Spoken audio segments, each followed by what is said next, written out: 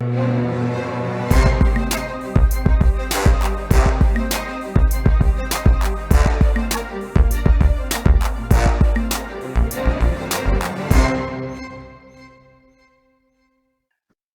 hello everybody. Welcome back to Shumimasen, the podcast where there are 45 different tangents and really no substance. I'm your host, Gaius, and with me today are Raymond, and surprise, surprise, is Thilly. How are we, lads? We're good. Good to see everybody Fantastic. again.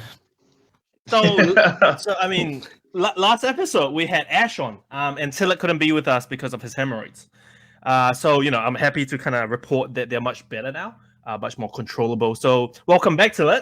And, Yay, welcome back. Everybody We missed you. Everybody claps. All right. Painful Let's experience. launch right into it. Got a lot to talk about today. First thing I want to talk about is gamer news.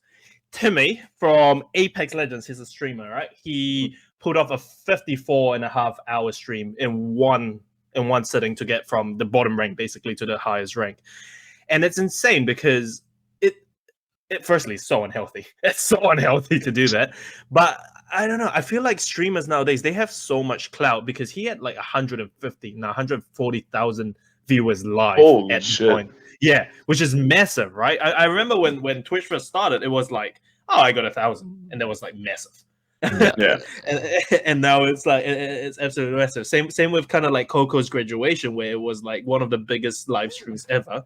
And so I don't know. I feel like gaming has moved into such a mainstream phase where people are watching it almost like it's TV now. Definitely. Yeah, it's actually fucking crazy, man. Because I remember like back in the day with League as well. Like one of the best players in the world, his name's Faker. Yes. Yeah, when he streamed for the first time from Korea, he got 100K viewers, and people thought that was ridiculous. Like that was like at that time it was unmatched, like no one else had ever got that level nowadays, though. Absolutely, yeah. It's literally the new TV. Like Twitch, Netflix, all that. Like streaming basically is like the new TV. No one watches TV anymore. Everyone's just like, what should I watch? Just jump on like Twitch and watch my favorite streamer and stuff, right? And it's absolutely insane because like maybe 2 years ago this wouldn't have happened. Apart from like you said, Faker and stuff. But nowadays I feel like everyone's like 10K. And everyone's like live and boom, all the numbers just start pouring in. Yeah, definitely a lot more people watching. Like totally. I'm sure there's like if you do like a Google Trends review or something, you can just probably see Twitch the spike. Yeah. Twitch was probably like from like all the way at the bottom, all the way to peaking up top. Yeah. But what's like really interesting about it is when I was watching it, because I was obviously when you watch Twitch and other streamers are watching a certain Twitcher, so you watch the other streamers to see their reactions kind of thing as well. So I was watching the other streamers and what they were saying was like, because he had 140,000 viewers, right?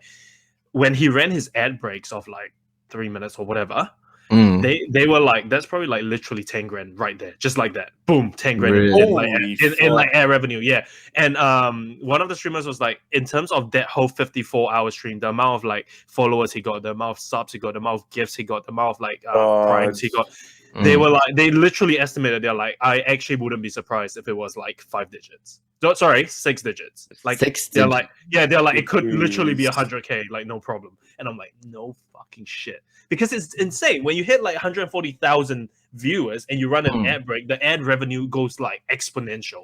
Right? Yeah, 100%. It's insane. And so that guy, like literally Timmy during his thing, he goes, yeah, this has changed me. Like this has like not set me up, but this has definitely changed my like entire everything. Like changed my, obviously physically, I'm like dying right now. Mentally, like I know I can do 54 hours, but like financially, it's insane as well. So I'm like, man, how much did that guy earn in that one thing? Not to count the fact that he's going to make a YouTube video out of this, probably get like 5 million views or some shit. And he's being smart about it as well. So he's being so smart. He's splitting it into parts, but because obviously you're probably not gonna upload a 54. Yeah, can you imagine a 54-hour VOD though? Like, oh my god, that'd be insane. I bet he like literally had to build a new computer to download that VOD, bro. It's like 54 hours. It's gonna be like literally a terabyte. actually shit. a To terrible. be I fair, reckon. he did what? He went from bronze all the way to Predator. So that's literally the start of the game to Yeah. the very To the end, end, which yeah. people are playing thousands of hours for. Exactly. People literally do out thousands of hours to get there, and he did it in one sitting. At the 50-hour mark, I watched him, not the whole time, right? But I watched him, through the days and stuff, and through the 2 days, and at 50 hours, he was playing better than some of like the other streamers at 50 hours. He was insane. He was so on point. Like his calls were great. You could tell he was tired, like he was whiffing shit he wouldn't whiff. But like honestly, as like a player, bro, it's like any other pub that you would get. And I'm like, what? How is this guy so good at 50 hours of playing non-stop, bro? When And the he's funniest- sleep deprived and exhausted, he still plays better. And the funniest thing is he didn't tilt once. Like he never tilted, apart from when that guy went on his like queued for like 8 hours to get into his team and then like shouted himself out on Twitch and shit. So awkward, bro. So Really? awkward. Yeah. So That's like, so cringe. I know. He was like, "Hey guys, I'm gonna start streaming. If you guys could jump on mine too." Blah, blah, blah, blah. And then like everyone went there and like started flaming him and was like, "Get the fuck off, bro." 100%. Chat will just eat those kind of people Chat alive. went crazy. I mean, you know how Twitch has all those like raids and stuff, right? Yeah. He had so many viewers. Twitch was literally like, "You cannot raid." He was trying to raid really? Shroud. Holy Yeah, he was shit, trying to raid Shroud, and really? Twitch was like, "No, you have way too many. It will like crash everything. It would break the internet." No way. Yeah, he had so many viewers live that like I didn't realize trying there was to a raid Shroud. limitation. Yeah, and he's like, I literally have too Yeah. many. I cannot raid Shroud. And I was like, wow. Imagine not being able to raid because you had too many viewers. That's Holy next level. That's truly next level, right? Imagine you raid like a random Twitch channel with like 3 viewers and suddenly you drop like Oh my 150k and you're like, oh my bro. god. If that was me, I would run ads immediately. Like 2 hours of ads. Just like, let's go. This is the only chance I get, boys. So yeah, I mean that's kind of the gamer news of the week, and this is insane because I'm pretty sure he made some kind of, it has to be some kind of record for like whatever it is, on Apex or whatever. It was he held the previous record as well, right? Highest damage, yeah, I'm pretty sure he did. Not only that, in like solo bronze 2 whatever. Masters, yeah, I think in one he sitting. might have. I don't know if it was him or one of the other boys, but yeah, I'm pretty sure it was him. He holds many records though. Timmy's actually That's a god. ridiculous, man. He's like a Is he a true professional definition. player? Is he a professional player as well, or is he just he's not, but he competes in the same tournaments because like ALGS and Apex tournaments are pretty open. Like people just like because it's a battle royale, right? Like it's not like there's only Fnatic versus like Navi. True. So they need the filler spots. There's always wildcard spots and there's always filler spots, and he always gets invited. And he plays at the same level. It's usually him going crazy, and then his team overall they don't do like massively well. But I also think it's his playstyle. He's very pops. He's obviously amazing, but it's like Stewie from Cloud9. They're very pub stompy at the start. They have to learn to get in that mindset of like, oh, I'm gonna rat in this house for like 50 hours and not move. The risk and reward for the teammates and everything, right? Exactly. Really think about it. Exactly. But then, like monetarily as well, that's like the best of both worlds because like he gets to stream, right? He gets to stream and he gets to make his own money and do his own thing and get a fuck ton of money, and then he can also still compete competitively. It's like literally what every professional gamer wants to be able to do. Exactly. I actually think that should be the new model. Like like esport athletes, and we'll get into esports as well. But like I feel like pro gamers, esport athletes, whatever you want to call them, they're almost like limited now. Because it's like, all right, let's say you play let's say you're Hell, or let's say you're whoever, Freakazoid, right? Playing for Valorant or Apex and stuff. You're as a pro player, you literally can't play anything else. You can, but people will be like, hey man, you should be practicing this shit on whatever. you. Exactly. And as a content creator, you can play literally whatever you want, bro. Exactly. And you already got here, so who gives a shit? Look at ACU, bro. He literally sometimes he's like, yeah, I don't like this man. I'm gonna play like whatever is in my Steam library for like the next hour or so, and people still watch him and have like 20,000 views live, kind of thing. That's literally like League of Legends. I remember like one of the worlds. It was leading up to the worlds, and one of the like really favored teams. One of the players were like getting burnout. It's like when like you're part of a professional team. Literally, it's like a full-time job, right? You wake up at the same time. You do team stuff together. You do breakfast, all that shit, and then you just game the whole fucking day. And obviously, like hit burnout so quick. So this one guy got called out, and he played really well. But the moment his team lost, all these like Reddit like dickheads and like Twitch like assholes essentially just came in and started pulling up all the numbers and the data, and could see like leading up to Worlds, he spent more time playing like fucking, you know, like CS:GO or Fortnite rather than League. And they were like, oh, this had to be the reason they lost, blah, blah, blah. And it's like, that's not really like what you can really compare it to, you know what I mean? The thing is, right, what's funny is like all these Reddit posts and shit, right? I mean, okay, we're talking about the pro leagues, right? You're talking about these guys who literally spend, I mean, even before they've reached internationals, they've already put in like 5,000 hours easily. Like honestly, probably 5,000, right? Absolutely. And you have all these like, I mean, with ranking in, let's just say league, right? We're talking about obviously the challengers. We're talking about obviously the pro leagues, and then the people in Reddit, you'll click them and they'll be like fucking gold 4 or some shit, or like silvers, and they'll be like, oh my god, he could have won, blah blah. And it's like, bro, you don't even know how to fucking like last hit, so like chill out, you know what I mean? And it's the same with any esports. Like all these streamers, you see them, especially during the 50-hour stream, right? Yeah. You see you see all these people coming on the Twitch being like, oh, Timmy, you should do this, Timmy, you should do that. And it's like backseat gamers, right? Yeah. Exactly. It's like, unless you are like one of the other like streamers, like big time pro streamers, or like, you know, the esports athletes, blah blah blah. Why would you give advice? This guy is already a predator every season. Like chill with the advice. You're probably literally like a bronze.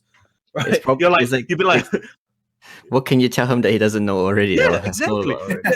It's like, I remember a video from Issue, right, where in Apex there's obviously movement is king, right, and Issue is like one of the gods of movement, and he always finds like weird angles to shoot you from, right, because he's like, don't go through the doors, it's obvious, go through all the weird ways to shoot people from where they never expected. Nice. And so Issue likes to climb up on the wall and like go to windows, for example, and shoot people wacky in. Shit. Yeah, and someone tried to do that to him, and he's literally like, bro, I invented it. What are you doing? And he just wrecks the guy. That's literally what I mean. These guys invent the trends of what people copy because everyone watches Twitch now. So people are like, oh, Timmy did this. I'm going to try this. And they learn and blah, blah, blah, right?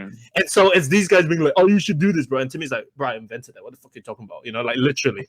And it's just annoying because these guys are like heart stuck bronze or whatever. And they're doing all this kind of shit. And it's like, really, guys? Just like watch the fucking game. Like Twitch is almost toxic sometimes in terms of back to game. It is so annoying. Almost toxic. Twitch is toxic, bro. Oh yeah, Twitch is super toxic. Yeah, let's get it out there. I mean, every game you play though, like the Twitch viewers are always going to be fucking shitty backseat gamers that are like, because it's always different, right? When you watch it, when you're not actually the player, you obviously see way more things, but you also see the things that the player has already seen. So you like point it out, and the guy's like, obviously, you fucking dickhead. I knew that was going to happen, like, and all that shit. It's super easy to do those call outs when, like you said, when you're watching TV. But we all know, like anyone who's played any game, be it FPS, mobile, whatever it is, when you're actually doing it, bro, 100%, you get some form of tunnel vision.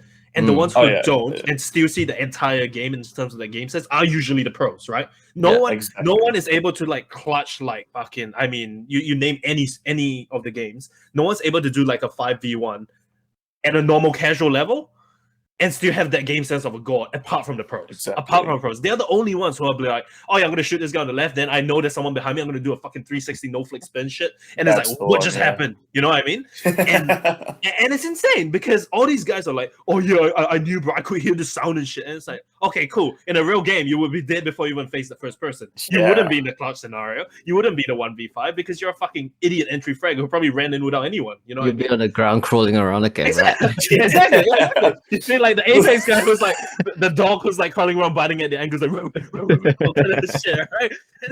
And it's ridiculous that they're like, oh, you know, I'm fucking gonna like backseat game. I'm gonna like teach these guys how to play. I'm gonna give advice and shit. And it actually boggles my mind. It boggles my mind. When you said the fucking crawling thing, I don't know why I just pictured you in like PUBG, literally just crawling throughout the whole fucking game. He probably did that in PUBG, bro. PUBG's literally just crawling simulator, my boy. Jesus fucking Christ. No, but it's insane. Talking about the whole esports thing as well. I do want to talk about esports. I was talking about this with Ray off recording the other day. There's such a huge, massive. I mean, anyone who follows it knows the US, in Europe, and even Asia, esports is huge, right? I mean, they're rock stars over there. They're rock stars. I remember, like, I mean, look at Shroud, for example. He started as a pro. Everywhere he goes now, I mean, I bet he gets recognized no matter where he goes. Probably more than like Anderson, right? And same with any fuck, you name any pro team, people, man. They no matter if they go to a convention, boom, they Absolutely, get like bro. swamped. Yeah, right? yeah. NZ Like doesn't literally, you have can that, literally exactly. So I was just gonna say, New Zealand has right? zero presence. To be fair, though, it is getting better. I know one of my friends. She runs like the Auckland University like esports team. Okay, Um, okay. and Okay. I think their Valorant team won like the Oceanic tournament and got sponsored by Red Bull. Oh Um, shit, nice. yeah, and then they actually competed in the World Champs in Madrid. Oh, And that was shit. literally like So do maybe they a get month sponsored ago. or stuff, or do they pay for it themselves? Like how does No, that? so Red Bull. So that's the thing. So Red Bull sponsored the flights, because obviously the flights Nice. there for the tournament, the accommodation, all that stuff. But also the issue, obviously, with COVID is that when you fly back to New Zealand, you have to isolate for 2 weeks in the hotel. Yeah. And Red Bull paid for their Oh, isolation as well. Wow. It's 3,000 per person, bro. It's not fucking cheap. big props to fucking Red Bull. Yeah, I know. shout out Red Bull, man. Sponsor the That's boys. insane. Yeah. Yeah. They can- So like I completely agree. Like the scene is so like it's big, It's like It's insane, right? I mean, Australia has Renegade. We know Renegades because Renegade's getting big. It started from Backup. CS:GO, but Renegade's massive Yeah. now. They're like in Apex. I'm pretty sure they still have a team in Velo and stuff. But oh shit. NZ, I'm pretty sure doesn't have like one team. Like we talk Nah. about America, you name your C9s, you name your Fanatics. Wait, no Fanatics to Europe. But anyway, you know what I mean, right? Yeah. There's so many teams from NA, so many teams from Europe, so many teams from Japan, from Asia. You talk about League, especially for Asia. Holy shit, that's like 75,000 bro. teams in Korea. Exactly. Right? There's like You literally Samsung. have to, You literally put the name Samsung in any color, and that's a team. Like that's how You it have- works, bro. In Korea, you have to And it literally has- divide it by country. yeah, it's like you Korea, and have then there's to- like exactly. Taiwan, and like each country has like Bro, a billion and the teams. thing like, fucking- is, like, what you don't like, what people we group it as Asia, but man, when you break it down, there's some nutty people in every country, and we're talking like fucking for sure. insane, bro. I remember, do you Yeah, remember Mushi from Dota? Malaysian guy. Mushi, what a Yes. Bro, throwback. what a yeah, throwback, Mushi, right? He was yeah. a god tier player as well, man. Like Mm. seriously. But that's what I'm trying to say. Like NZ doesn't really have that presence. And what me and Ray was saying, and I want your opinion on this, T, is that I actually still believe that in general, in an average level, we're talking like the average gamer who plays a certain game, right? OCE has a higher quality of player than the rest of the, maybe not world, but like than Asia or like NA in general. What do you think about this? If you said world, I would have been like, okay, you're a crackhead. There's no way like the best in the world. I think it's hard to say, man. Like, I don't know. I want to say that Oceania definitely has some low-key players that, like you said, because we don't have the same infrastructure as like the esports potential in America and stuff. I think we get overlooked, and you don't see as many players get picked up by teams. Whereas, like, I'm not saying like none do. Like, there are a few players that get picked up here and there by some teams. I know like a lot of the league following, a lot of like a fair few players nowadays are Aussies, mostly Aussies. A couple New Zealanders are playing, or used to play for a lot of the American organizations. But then I feel like half them bailed after like getting a bit of clout because they went to streaming and they're like, oh, yo, this is way better money. Oh, it's way better money. Yeah, I understand that. Yeah, absolutely. Yeah, but I don't know. I don't think I agree with the better than Asia or America. I think I don't mean at a pro level though, Thilly. I mean at like a general population, like on an absolutely average scale, like every gamer, right? Let's say for Apex or whatever, on or League or whatever it is. On average, I actually always find OCEs a lot better, or even the servers a lot harder. That's insane, bro. I don't know. I always find fucking players shithouse, bro. I'm always like, these guys really suck. Yeah, I feel like if I'm literally just still comparing it to League because that's obviously the most experience I have with. But like a lot of American players, they say like America is fine. Like if you hit Challenger, if you actually play in Europe, that's the equivalent of like Platinum. So it's like 3 divisions down. Like the European players are way better than America. Like they always say like, oh, don't even fucking joke. Like Diamond in Europe is like way better than the best player in America. Like that kind of level. Wow. And I honestly can't say the same that it's Oceania is anywhere near. I don't know, because we play a lot. Obviously, we don't play ranked heavily without you know, the lads, right? It's hard to play with pubs. Yeah. So when I play pubs, what I always feel is, in general, because our population of gaming is so small in NZ / Australia, Oceania in general, right? I feel like the people who stay after the game has been released. So like, let's say Apex has been like what 2-3 years now, right? Yeah.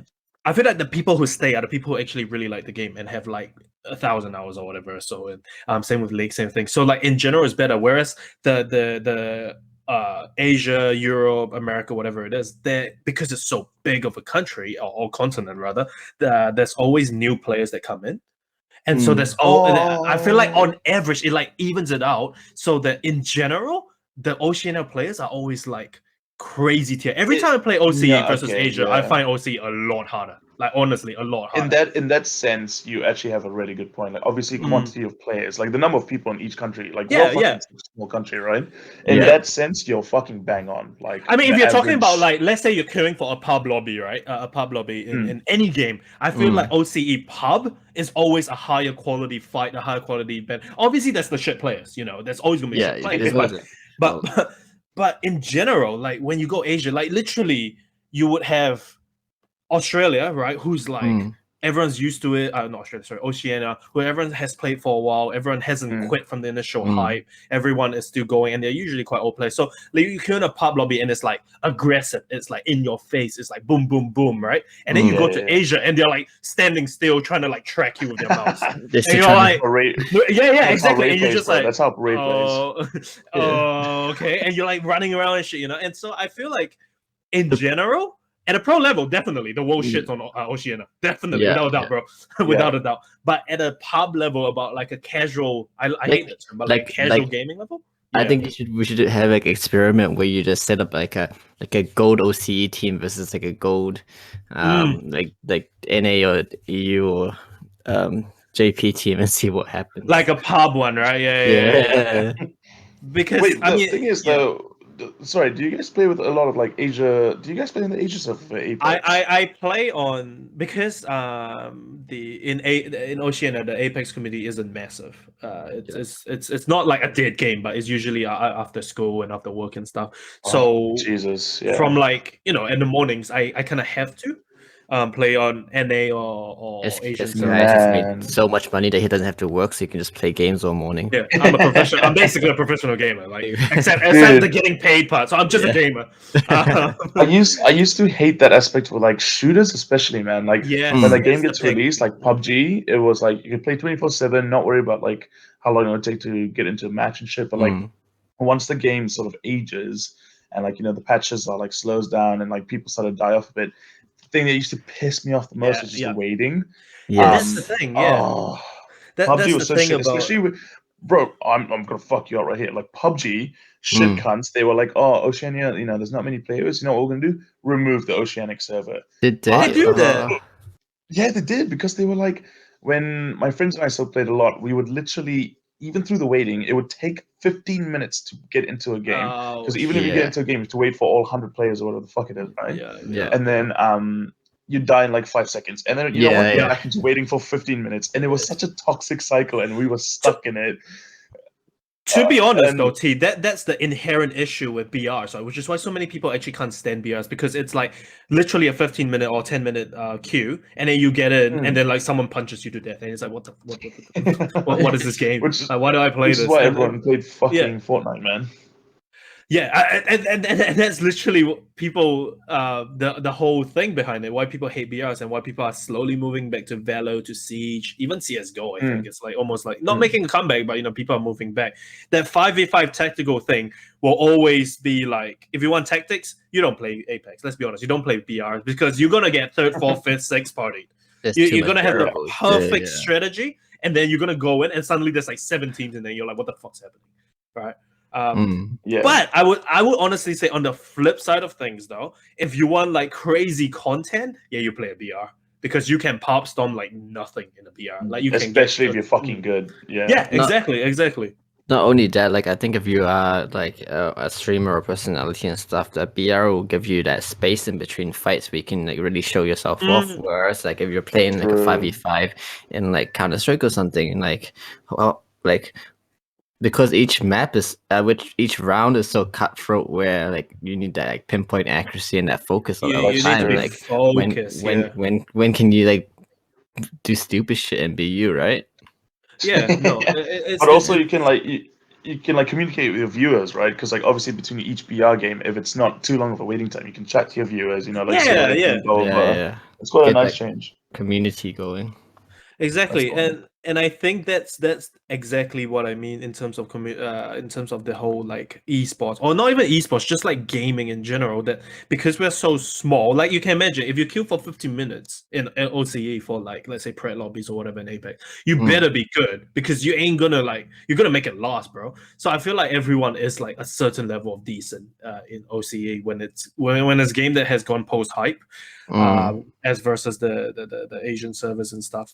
Where I mean, I play on Asian servers all the time. I can tell you, bro. In general, pub lobbies definitely OC is better, 100% better, like without a doubt. Speaking of esports though, I actually was thinking about this the other day. Have you guys realized that strategy games have literally disappeared? Like Yes, literally back in the day, maybe I don't know, maybe 10 years ago, Yeah. StarCraft used to be such a big thing. yes, Right? yes, StarCraft and used to be like in Korea, especially. People used to fucking like if you play for a professional level, you can Yeah. literally go on the street and all the girls would like surround you. It was that Yeah. level. oh Of, yeah, like, holy StarCraft shit. was insane. I It's what remember League like is now, right? Pretty That's much. exactly it. It's reversed, isn't Yeah. it? Yeah. Yeah. I And I'm feel like like, what MOBAs happened? have taken over RTS. Like if Yeah. it's not a MOBA, no one wants to watch that whole like building shit anymore because it takes so long. Hmm. Even with StarCraft, right? The fun about watching StarCraft RTS or ladder, I think is what we Yeah. used to call it, is unless it was a Zergling rush, it was like the crazy micro in order to like save your one unit. You know what I mean? Like Yeah. like you microing around and shit, and that was insane. To us, it was like 5,000 APM or whatever, right? Yeah. Or APS Yeah. it was. And so like that was crazy. But now it's like, to be honest, I don't really want to watch someone build a building for like a minute even. MOBAs are like boom straight into it. Let's get the CS. Let's get Yeah, the absolutely. let's get the items. Let's get that crazy like I gangs think and shit going. I think as well with the RTSs, right? Because people will optimize that stuff, so you have like build priorities and build timings and everything, right? So you're just Yeah. aiming for the same thing every That is round, so true. to That say, is true. until the fight. Yeah, it's almost quite not boring, but it's too like similar. There's no like It's very variation. fixed. Yeah. Yeah, no, So- like you're actually bang on there, Ray. Because I remember I used to play a lot with like Aaron and stuff. Yeah. Where my computer could only handle like a game of StarCraft. Like it was nothing else. Couldn't play anything else with StarCraft. Perfect. And it was like I can see why it's fallen off because, like you said, it's very flat. It's very consistent. Like you can, if someone doesn't do something in the first 5 minutes, you know exactly what they're going to do in the next 10 minutes. Yeah. You know what I mean? Yeah. So it's Yeah. like I can see like if you stop, there's only so much creativeness you can go, right? There's only so much random shit you can put out of the bag, and you're like, oh my god, no one's ever seen that before.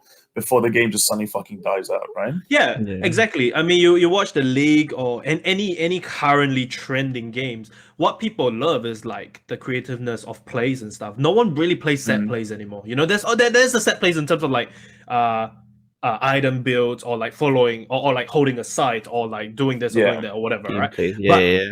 but no one, it's all about, no one talks about like, oh my god, do you remember player A who did literally the same thing every time? Like no one says that. It's always like, do you That's remember true. fucking LG Gaming in Yeah. CS:GO a few years ago who did like a jumping no scope and killed like 2 people on collateral? Like what the fuck, right? You remember that? You remember that? You don't remember? Oh, do you remember that random team who like held a site and did it like perfectly and it was super boring? No, you don't talk about that. You talk about the crazy creative plays. You talk about like the insane like clutches. You talk about like games where there's variations and there's actually excitement. And So- there's a big part of Exactly. it. That last part where you say variation and excitement, Yeah. especially from a game where I know StarCraft has like 2v2, 3v3s, but it's the biggest one was 1v1s, right? Correct. Yeah. So like when you introduce a game like with more players, you obviously introduce more variability, and then you see how people like react into situations and everything, and like work as a team. I think that's a lot more viewer or exciting for a viewer.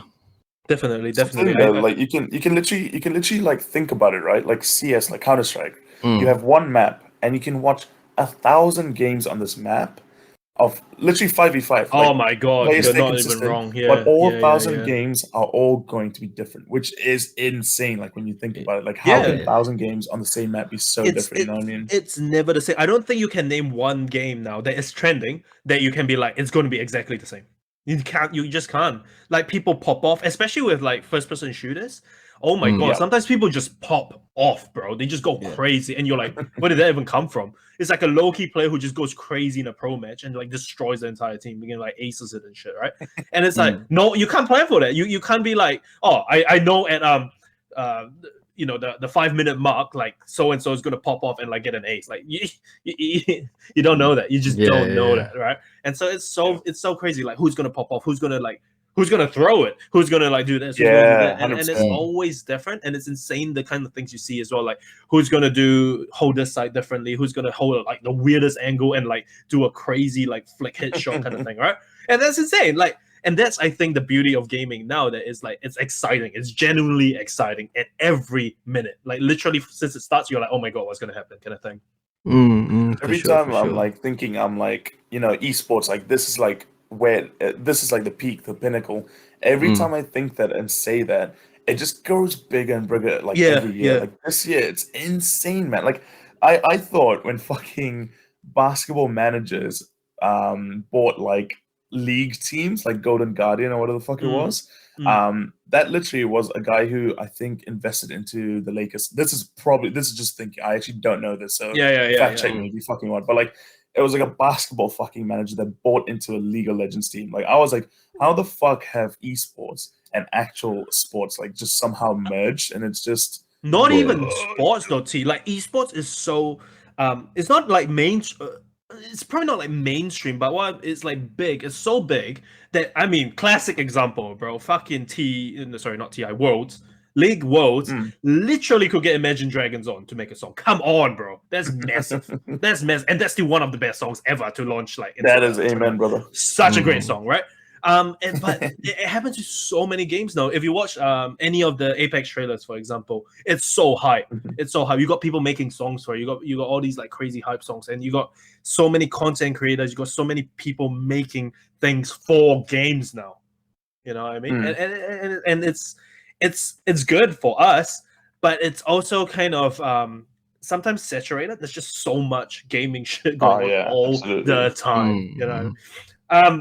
All right, so actually, our original plan for this topic before we launched in this whole like spiel about esports was a kind of like a travel special, wasn't it?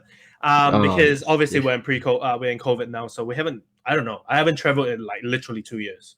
Jesus, and I think T, you're quite lucky in the sense that you're in the UK, so Europe kind of is open to you. Is that right? Or yeah. So I think no, you're absolutely right. I think from maybe 2 months ago, everything's technically open, right? But it's also because our vaccination rates in Europe and the UK really good. They're smashing really right? well. Yeah, exactly. Like UK, I think is one of the highest in the world, and it's like what happens now is if you've got double jab, you have more accessibility to a lot more travel. But technically, what's crazy as well, like, is if you travel, you actually have to put aside more money because now you have to pay for a PCR test.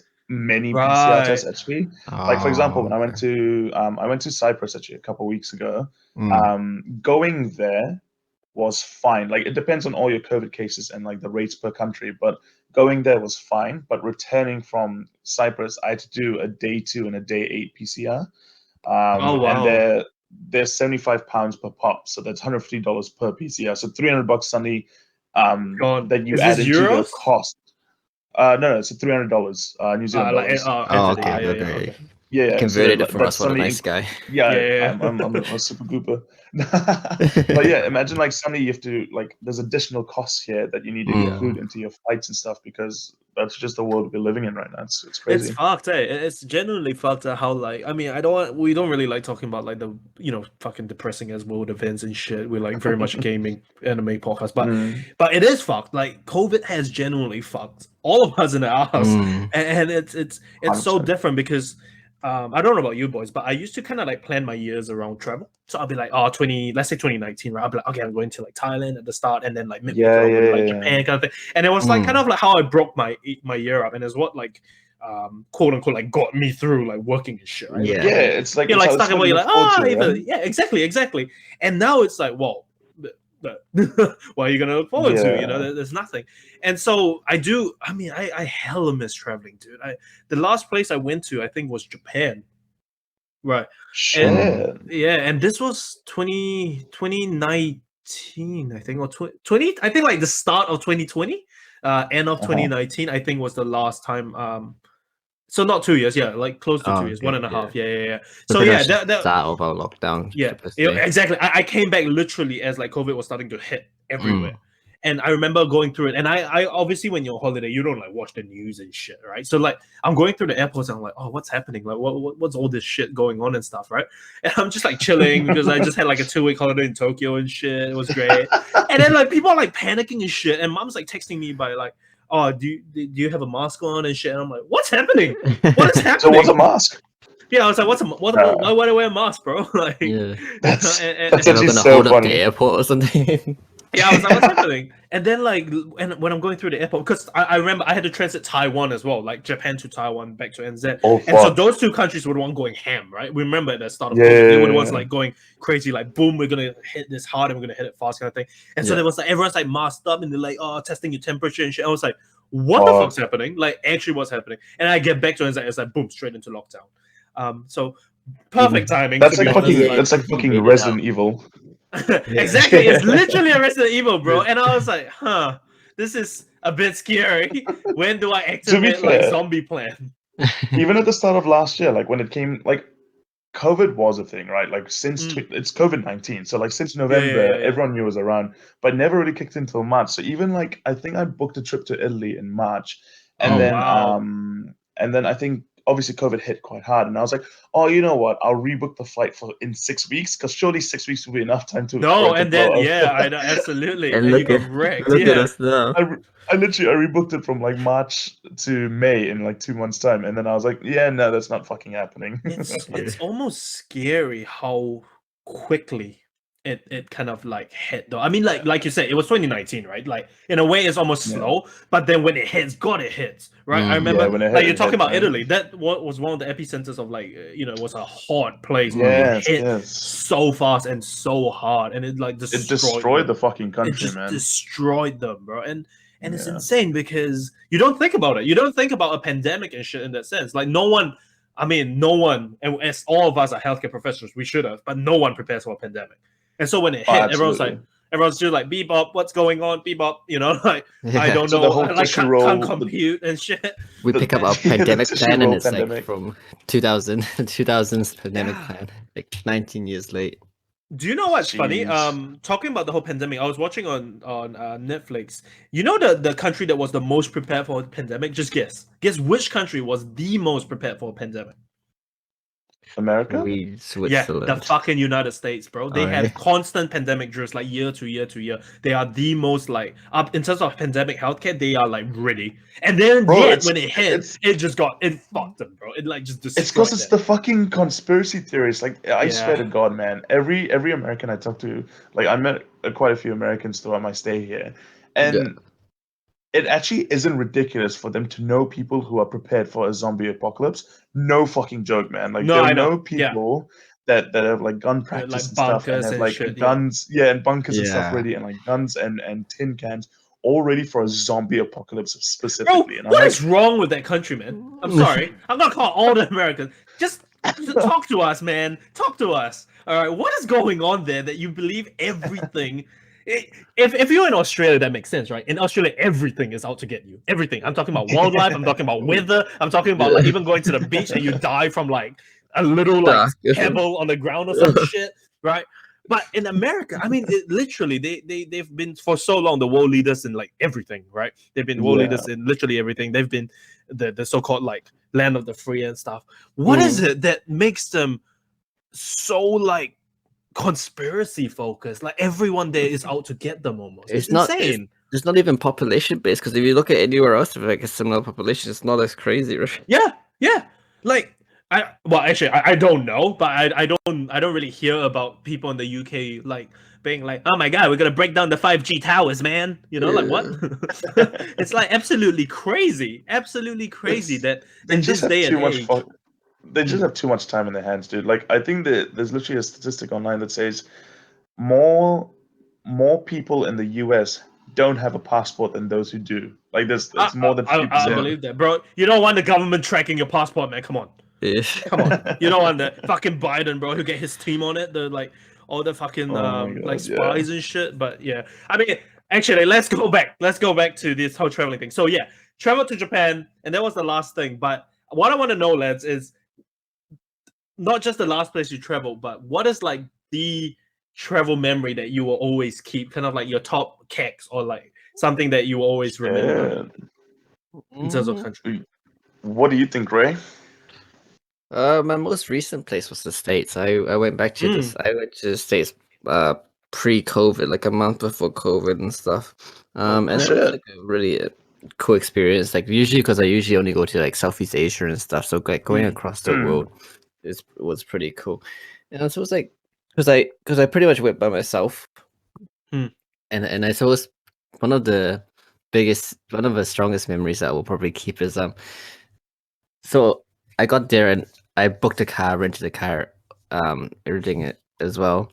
I don't have a SIM card for my phone, so obviously I have no access to the internet and stuff. So literally in the airport, I'm like fucking typing in my Airbnb address and shit, and like going like, okay, Google Maps Airbnb shit, and then it routes you out, right? But you know when you don't have internet on your phone, it cannot reroute you.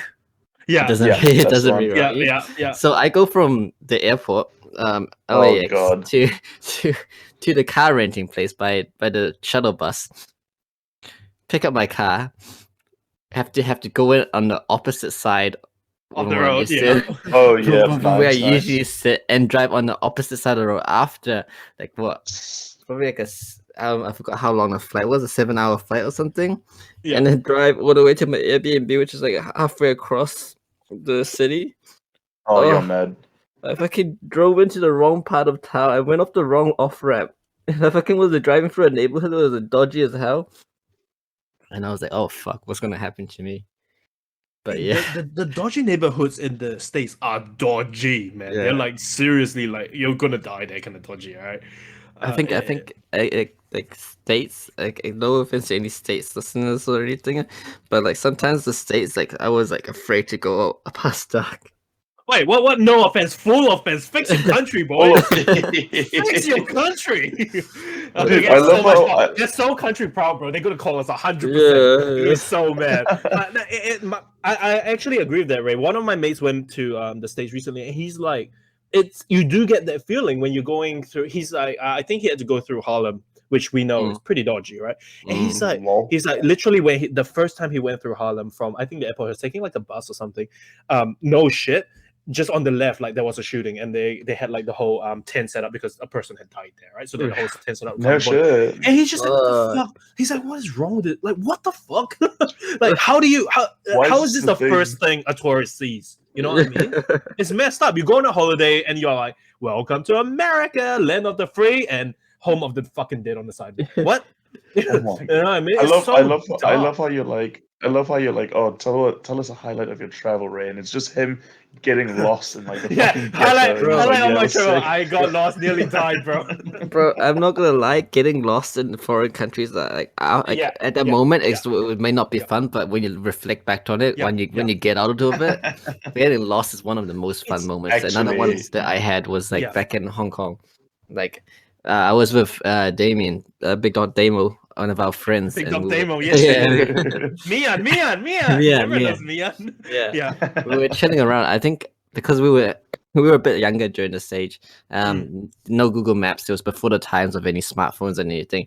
We got off at the wrong station, and because we're not very good at Chinese, we couldn't read the signs or anything as well. So we literally just wandered. We wandered for 2 hours, and we ended up walking 2 stations. Bro, back into the line that we needed to go to. Because I know you both so like decently well, I can literally hear Damien's voice, like the oh, and then he's so unfazed about anything that happens. He's like, oh, we're lost. And I'm like, David, man, come on, bro, come on, just panic a little, just need a reaction, bro. Holy shit. The thing is, like, Fuck me. neither of us were panicking. We were just chilling. I remember, like, we stopped to because there was some older guys playing like outdoor soccer in this little field, and we just watched them for a while. What? That's so I'm not even classic. surprised that it's one. Yeah, I know, right? See, that's so just classic Ray. Raymond, right? Like, that's just Ray. That's just literally Ray. just Ray. It's like, oh, but- are we lost? Let's just watch these guys fucking practice I some football actually know what tricks. you mean, though, right? Getting lost or like doing something that's out of the 100%. plan is actually is what you remember. Like, I remember in Japan, Yeah. right? I so miss Japan stories. But I remember in Japan, I missed the last train in Akihabara because I was playing UFO catchers for way too long. We talked about this in one of the previous podcasts, I think. But I spent like 300 USD that night playing like UFO catchers, catching like trap, bro, 100% trap. Don't do it. Like, just go buy the figurines, man. Just don't be dumb. Just go to the shop and buy it. Anyway, so I kept playing it, right? And then before I knew it, the place was closing, and I was like, okay, sweet, let's go. The last train is at that time, and we walked down and we realized that in Japan is real. It's not weird. It's like how the system is, but some stations are different. So not all stations close at the same time. Some of them, because it's like a quieter station, they're like, oh, let's go home earlier kind of thing. So we'll close this one at 9, for example, as opposed to like 12, right? Right. So it wasn't the Akihabara one that closed early, but I think it was like one of the ones we had to walk to, which was like off the side, which was closed early. So we realized that one was closed when we got to it. Had to backtrack right to Akihabara, the big one, but by then that was closed too. And so we were like, oh fuck, how do we get home? And the thing was, I literally just went shopping for like a new suitcase. Like in Aki. And so I'm like holding this massive, like literally massive suitcase, being like, that what has happened? Like where go? And for our listeners and shit, for people who don't know, cabbing in Japan is crazy. Like, it's like probably higher than NZ rates, and like taxing in Japan is crazy. Expensive. Bro, it's expensive as hell. Like from airport to anywhere, basically 150 USD, basically. Yeah. And so it's really pricey. Aki to our hotel wasn't far, and so I was like, "Oh, open up Google Maps." Luckily, I have Wi-Fi, right? So I open up Google Maps, and I'm like, "Sweet, let's walk it." And we literally just walked through like Akihabara back to our hotel. It was like, I think like 3, 4, or 5 maybe train stops, which is about a 20 to half an hour walk. But I'll always remember it because I remember walking through, and I felt so safe. It was like 12 by the time, I think. Really? I felt so safe, bro. Like, honestly, I walked down like the dodgiest looking alleys, right? And I'm like, meh. Nothing will happen. Nothing happened. Like, people are it just feels so safe in Japan.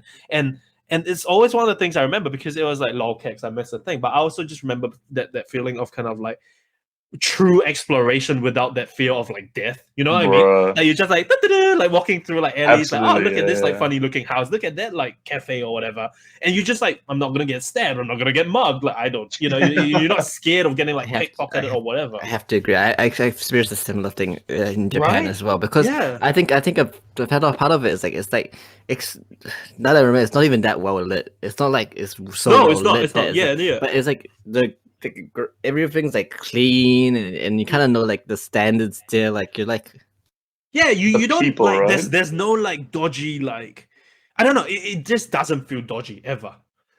It felt really safe no matter kind of what time you're walking on the street and stuff. Like, honestly, never felt I never felt like I was in danger. To be fair, like, we're quite tall lads for Japan, like, on average they're not the tallest. And so like, I'm pretty average. Okay, me and T are probably like taller than the average Japanese person. So like, maybe there's that as well. But I just never felt like I was like gonna get stabbed or like mobbed or whatever. It's the universal law that Japan are just the nicest fucking people. Oh, in the world, mate, absolutely. It's like when apparently when there was like when COVID first hit, and you know how people all over the world were like, everything was selling out and shit. They were still queuing up very nicely and letting all the old people in first. It was just like classic fucking Japan. It's a very society-based kind of society. Correct. Like they do it for the people. They do it like everyone makes sure they like look out for each other, which is kind of beautiful in its own way. It also means that you breed a society who are like very much like sheep-minded, which is what the West always says about it. But on the flip side, it's like okay, yeah, the West has all these like, you're like sheep and stuff. Look at us, we're so independent. And then you have the fucking US, like it's literally like, yeah, okay, you can promote that kind of like free thinking or whatever, right? Which is fine. Like, I don't want to talk about politics, but then there's something very beautiful about the fact that in the Olympic Games, right? you see people staying behind to clean up after themselves, to clean up the trash for people and shit. Right. And the Rugby World Cup, that's what they became known for. All the Japanese guys stayed over to clean up for the other people, not for themselves, for the other people. That is some blessed shit, bro. That Huge is insane, motherfuckers, man. right? And so, like, what's wrong with that? I don't see anything wrong with a society like that. That's actually quite sick. But a funny Japan story. Actually, talking about that, we went to this like tempura place. And obviously, my Japanese is like high school level, right? Like I barely speak. I barely speak more than Koni Hello and Sayonara. Sayonara, I'm like the absolute like classic. You Google weeb, like it's a guy who's obsessed with otaku culture, doesn't speak Japanese. That's probably me, bro. Right? And so I go to Japan, very limited Japanese, and we go. In general, most Japanese don't speak a high level of English, right? Especially the older generation.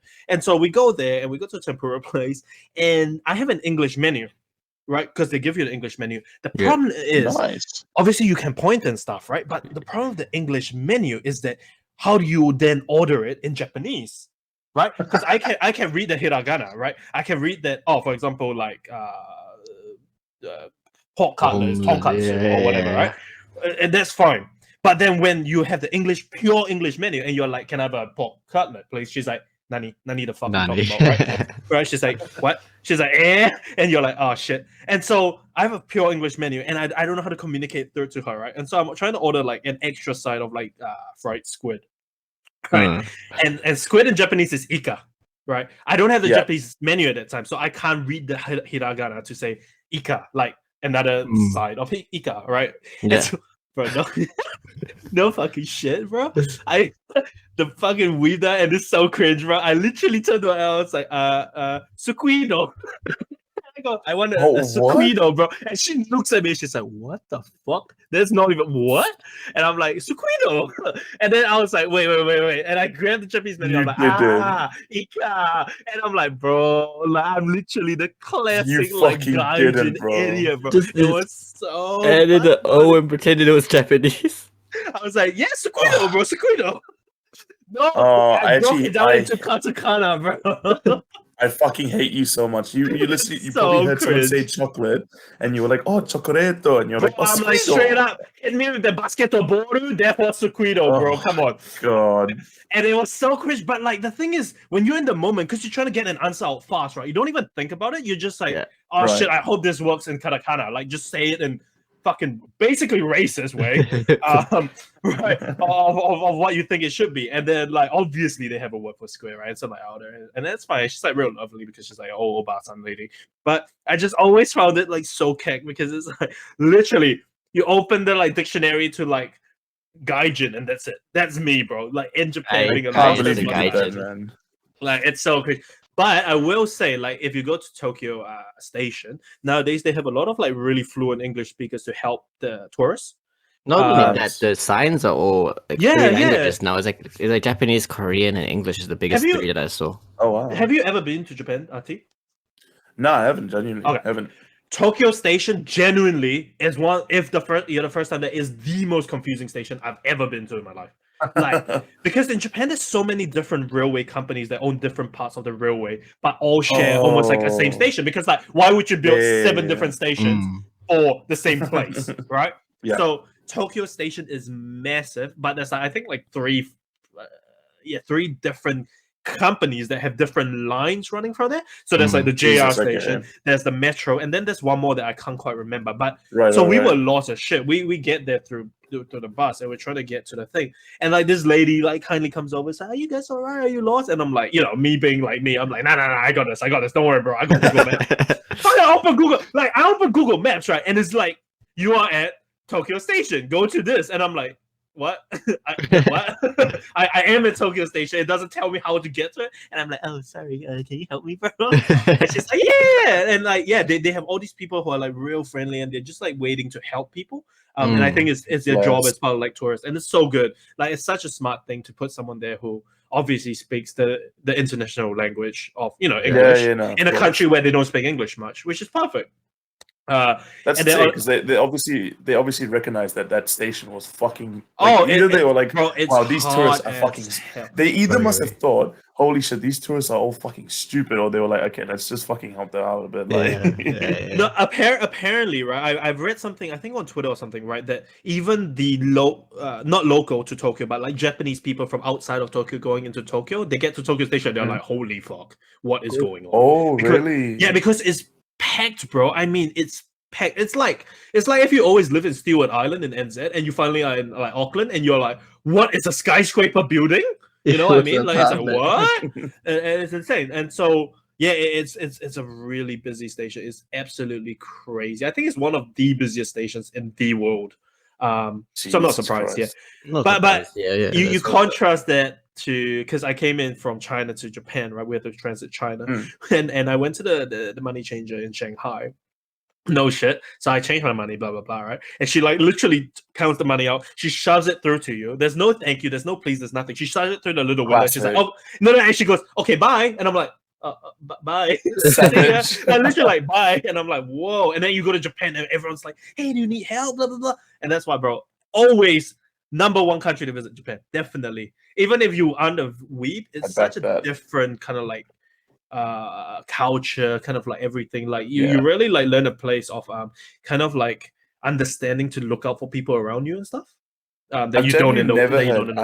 I've genuinely never heard. Like, I think the only things I've heard are people saying that Japan actually is a bit more expensive than they've expected. But I've never heard anyone say they didn't like Japan or they didn't like the people. Like nobody. Bro, I will honestly go back in a heartbeat. Like no problems. If you ask me right now, like the one country you could go to, if you had a bubble, it'll be Japan, without a doubt.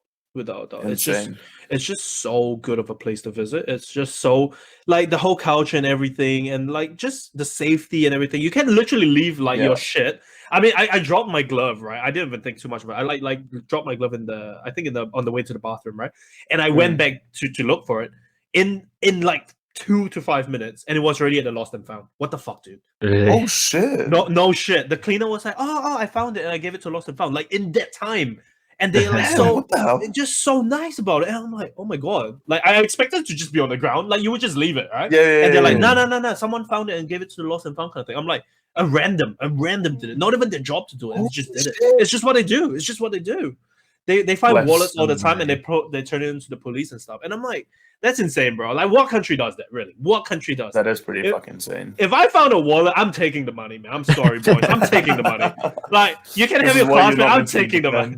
Ultimate DJ, bro. You see any kind of like funny stories from thing? Yeah. I laughed at Ray fucking saying that like getting lost is the most memorable story, but actually I have a fucking like it triggered a really good memory. So about 4 years ago or 5 years ago, I went to Brazil. With if you guys know Nigel. Yes. I remember this. Yes, with the pharmacy kids. Yeah. Yes. So we went to Brazil, did the classic, like just a couple weeks there. But towards the end of our stay in Brazil, we were all on this like little deserted, not like desert, but little island off like the main part of Rio. Sure. And when we were staying there, our first day we were chilling. Second day we were like, oh, let's go do something. So it was me and Nigel. Yeah. And Nigel had like picked up this pamphlet from the store nearby, and it was like, oh, hikes in your area. And he was like, yo, we haven't done a hike at all, brother. Like, just get on it. I was like, you know, fuck it. Okay. And he looks at like the hikes. He looks at the hikes, and then there's obviously difficulty levels, right? And he's like, oh, what's this one? And it's like Parrot Peak, and it's like right in the middle of the island, and it's literally like the hardest difficulty. And I was like, yeah, okay, let's go like check it out. Let's see what it's like. And we couldn't really see the return time on the pamphlet because obviously they won't like tell there's not enough space. So we get to the start of the hike, which was about another 45-minute walk to where we were camped. Yeah. Oh shit. Yep. So we get to the base of the hike, and at this point, so Brazil is fucking hot, man. Like stupid hot, right? Yeah. It's sweaty, it's muggy, it's humid. So obviously before we set off, we were like, okay, we need water for this hike because obviously we don't want to die because we're not idiots. So we both had backpacks, and we bought two 2-liter bottles, so overall 4 liter of water. Nice. I'm not even joking. By the time we got to the start of the hike, I finished 2 liters already. Like I was like, bro, I can't fucking do this. Thilly, bro, you're the kind of guy who gets like lost in the Amazon, dies within the first week because you ate all your rations. You're like, nah, it's all good, bro. I'll have enough, and he just fucking. Bro, died. honestly, I was like, nah, like because like even if it's the hardest hike, we're like, you know what, like it'll still be like a few hours, won't be too crazy. Yeah. Get to the base of it, and the sign is like, oh yeah, well, this is Parrot Peak, blah blah blah. Yeah. And it just doesn't say return time. And I think at this point, it was like the second week of our travel. So Nigel was like itching. He's like, yo, like I really want to do this hike. Like, fuck it, YOLO. And I was like, you know what? Like, fuck it, let's do it. Yeah. So we start doing this hike, right? We start going up, and it's quite steep. It's essentially like you go up a mountain and then you go dip and then you go up another mountain, like it's Right. all valley Yeah. sort of thing. So like, bro, my fat ass, like literally half an hour in, I was like, bro, I just kept taking like these breaks, and then after a while, I could tell Nigel was getting a bit like antsy. I was like, Nigel, like don't fucking worry about me, bro. Just get on, like just go for it. Yeah. And like, obviously, he's like, yeah, fucking sick. Like, I'll see you at the summit. I was like, sick, see you there, bro. And he kicks off, and then I just like keep going at my own pace, kind of thing. At this point, I was wearing a white shirt that literally just turned gray, like it was fully just sweaty. Yeah. And I kept going up, and then like I think like an hour into the hike, I finally found like a sign. And just keep in mind, like, these tracks aren't like, you know, in Auckland when you go for a hike, it's very clear. This is the trail, follow the trail, no problem, or like easy as. Yeah. I swear to fucking God, bro, I walked through a forest at one point because I was like, where the fuck am I? So like this is like bare like desert, like there's nothing there, there's no shelter, there's just sun. So I got to the sign, and it was like, welcome to Parrot, whatever the fuck it was called. Yeah. And it was like return journey, and it was like a weird lettering, but I thought it said 8 hours. I was like, nah, that can't be fucking true. Like that's just bullshit. Yeah. So we were like, okay, all good. So then I started walking, and at this point I was like relatively alone. There's like not many people doing this hike because apparently the hardest hike in the fucking island. Yeah. So Yeah. going up at one point, I was literally, no fucking jokes, the trail just disappeared, and I was like, okay, all right. I guess I keep going up, and like I just kept walking, bro. Like I'm not even joking. At one point, I just saw mirages. Like it was so hard. I was running out of water, and at one point, like your brain just hits this point where it's like it starts throwing you into these crazy fucking situations, right? It's like, holy shit, what if I come across a village and they're all cannibals? Like that is literally the first thought that came through my mind. Straight up delirious. Yeah, you literally You're crazy, delirious, man. And then I still had my phone on me, but I didn't have like any internet, and I started doing like Bear Grylls Snapchat records, and I started like recording like what I was as Bear Grylls, like day 452. Like started doing all this random shit to sort of like just stay sane a bit. Yeah. And like I think halfway through it, a few hours later, like I just got to a point where I was just like getting really hot, and I was like, I just need to like stop for a bit. And I like laid down on this tree, and I swear on my life I had a nap for like 20 minutes. Like literally fell asleep. And my God. Bro, honestly, I'm like the worst person to. I'm literally the people that they send out like a rescue helicopter for. Yeah, Why is this fucking idiot in the middle of the ocean? So then I woke up and I kept hiking, bro, and I still couldn't find a trail, man. And I was like, this is literally how it ends. Like, I'm gonna fucking die here. At least let's go with a bang and like do a Bear Grylls segment on my life, like. And I just kept going up, and then really crazy. I think this was literally like 4 or 5 hours later, and I was just kept walking, and then I actually just randomly yell, and I was like, Nigel! Like I was just randomly yelling it for about 10 minutes, like intermittently, and then suddenly he responds, and I was like, fuck off, bro. Was that a mirage? What happened? Bro, 100%. I must be tripping here, and I like he responds, and I was like, what the fuck? And I turn left, and it's like 45, like my 10 o'clock, like about like 300 meters ahead of me. Nigel's just in the middle of like these trees, like he's completely off like the path that you can't even see. He's completely off in the middle of the forest, and he was like, holy fuck, bro. Like we caught up. We were like, what the fuck is going on? He's like, bro, I have no idea where the fuck we are. And I was like, bro, I have no idea where the fuck we are. And he said he was like lost in like this forest part. He couldn't find how to get to the summit, and he's just been walking around like this whole part, like it's a fucking dead zone. God, dude. And then we like, obviously we were like, okay, we're fucking sticking together. I don't care how slow I'm going, you're fucking staying here. So we like eventually like just keep walking forward, and then find one random Brazilian dude that's like going up, and we're like, yo, I don't care how, and he was in his fucking flip flops, bro. I was like in shoes and like models of gear and everything, and he's in this fucking flip flops, like speeding up. We're like, yo, we need to follow that guy.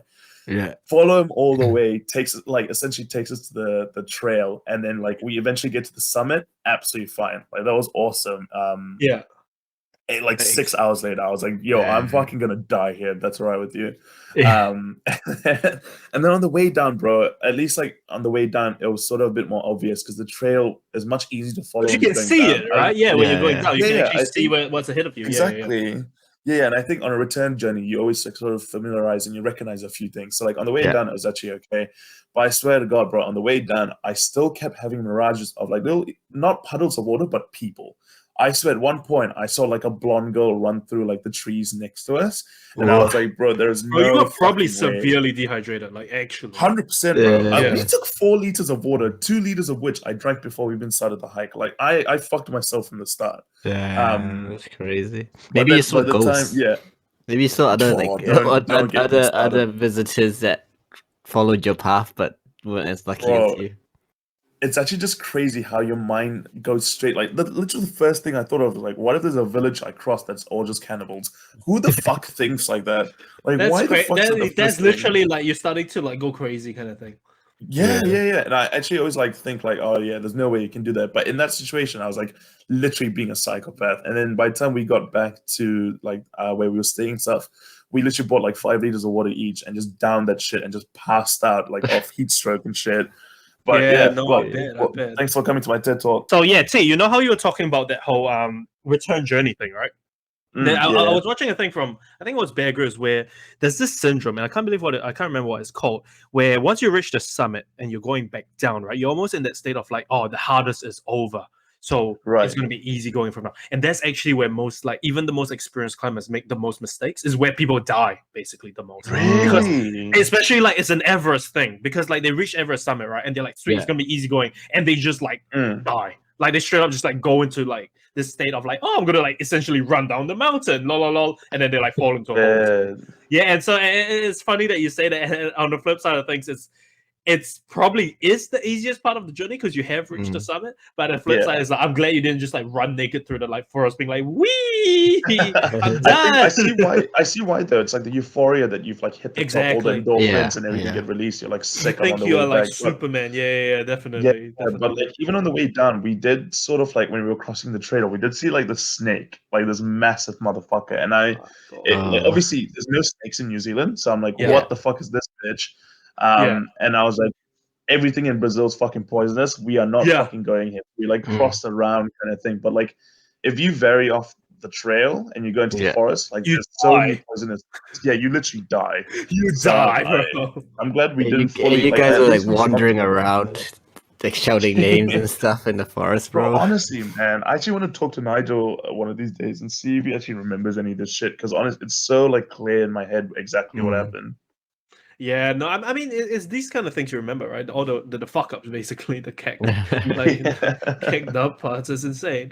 I mean, I hella miss traveling because of that, though. Like remembering all these kind of things, it's fun. I mean, there's nothing wrong with NZ. It's just that it doesn't. When it's the place you live in, nothing varies because it's a routine. You're doing your own, same old. You don't like explore. You don't do crazy shit. You don't learn about other cultures and stuff. So I do miss it. And even if you do like go to like another like a city or another town, it doesn't really feel like a big holiday. So Queenstown. I mean, when you're from NZ and you go to another place in NZ, it's just NZ. You know what I mean? It's the same as why I don't really go to Australia much. It's basically a big NZ to me. It's like, do you think it's because of like a different culture? That traveling is fun. Yeah. Is that what you mean? Yeah, absolutely. I think you immerse yourself and you learn new things. Exactly. It's very different. It's very exciting being able to like go to a new place and like explore and see like new things and all that kind of thing. And I think that's the biggest thing about traveling that I miss. It's not like we can't travel New Zealand, right? Or travel Australia. But I don't know, it's not the same for me. Like going to like, I don't know, fucking Rotorua or whatever. It's like, okay, sweet. It's just New Zealand again. You know, the same food, the same kind of people, the same like, it's just NZ. And I think that's the whole thing about local tourism, which is why when you can travel other countries, it's basically dead. People are like traveling locally now because they don't have a choice. domestically. Rather. You know what I mean? It's kind of sad, but I feel like it's always green on the other side, right? People from overseas are like, what? You live in one of the most beautiful countries in the world. Why aren't you traveling in more?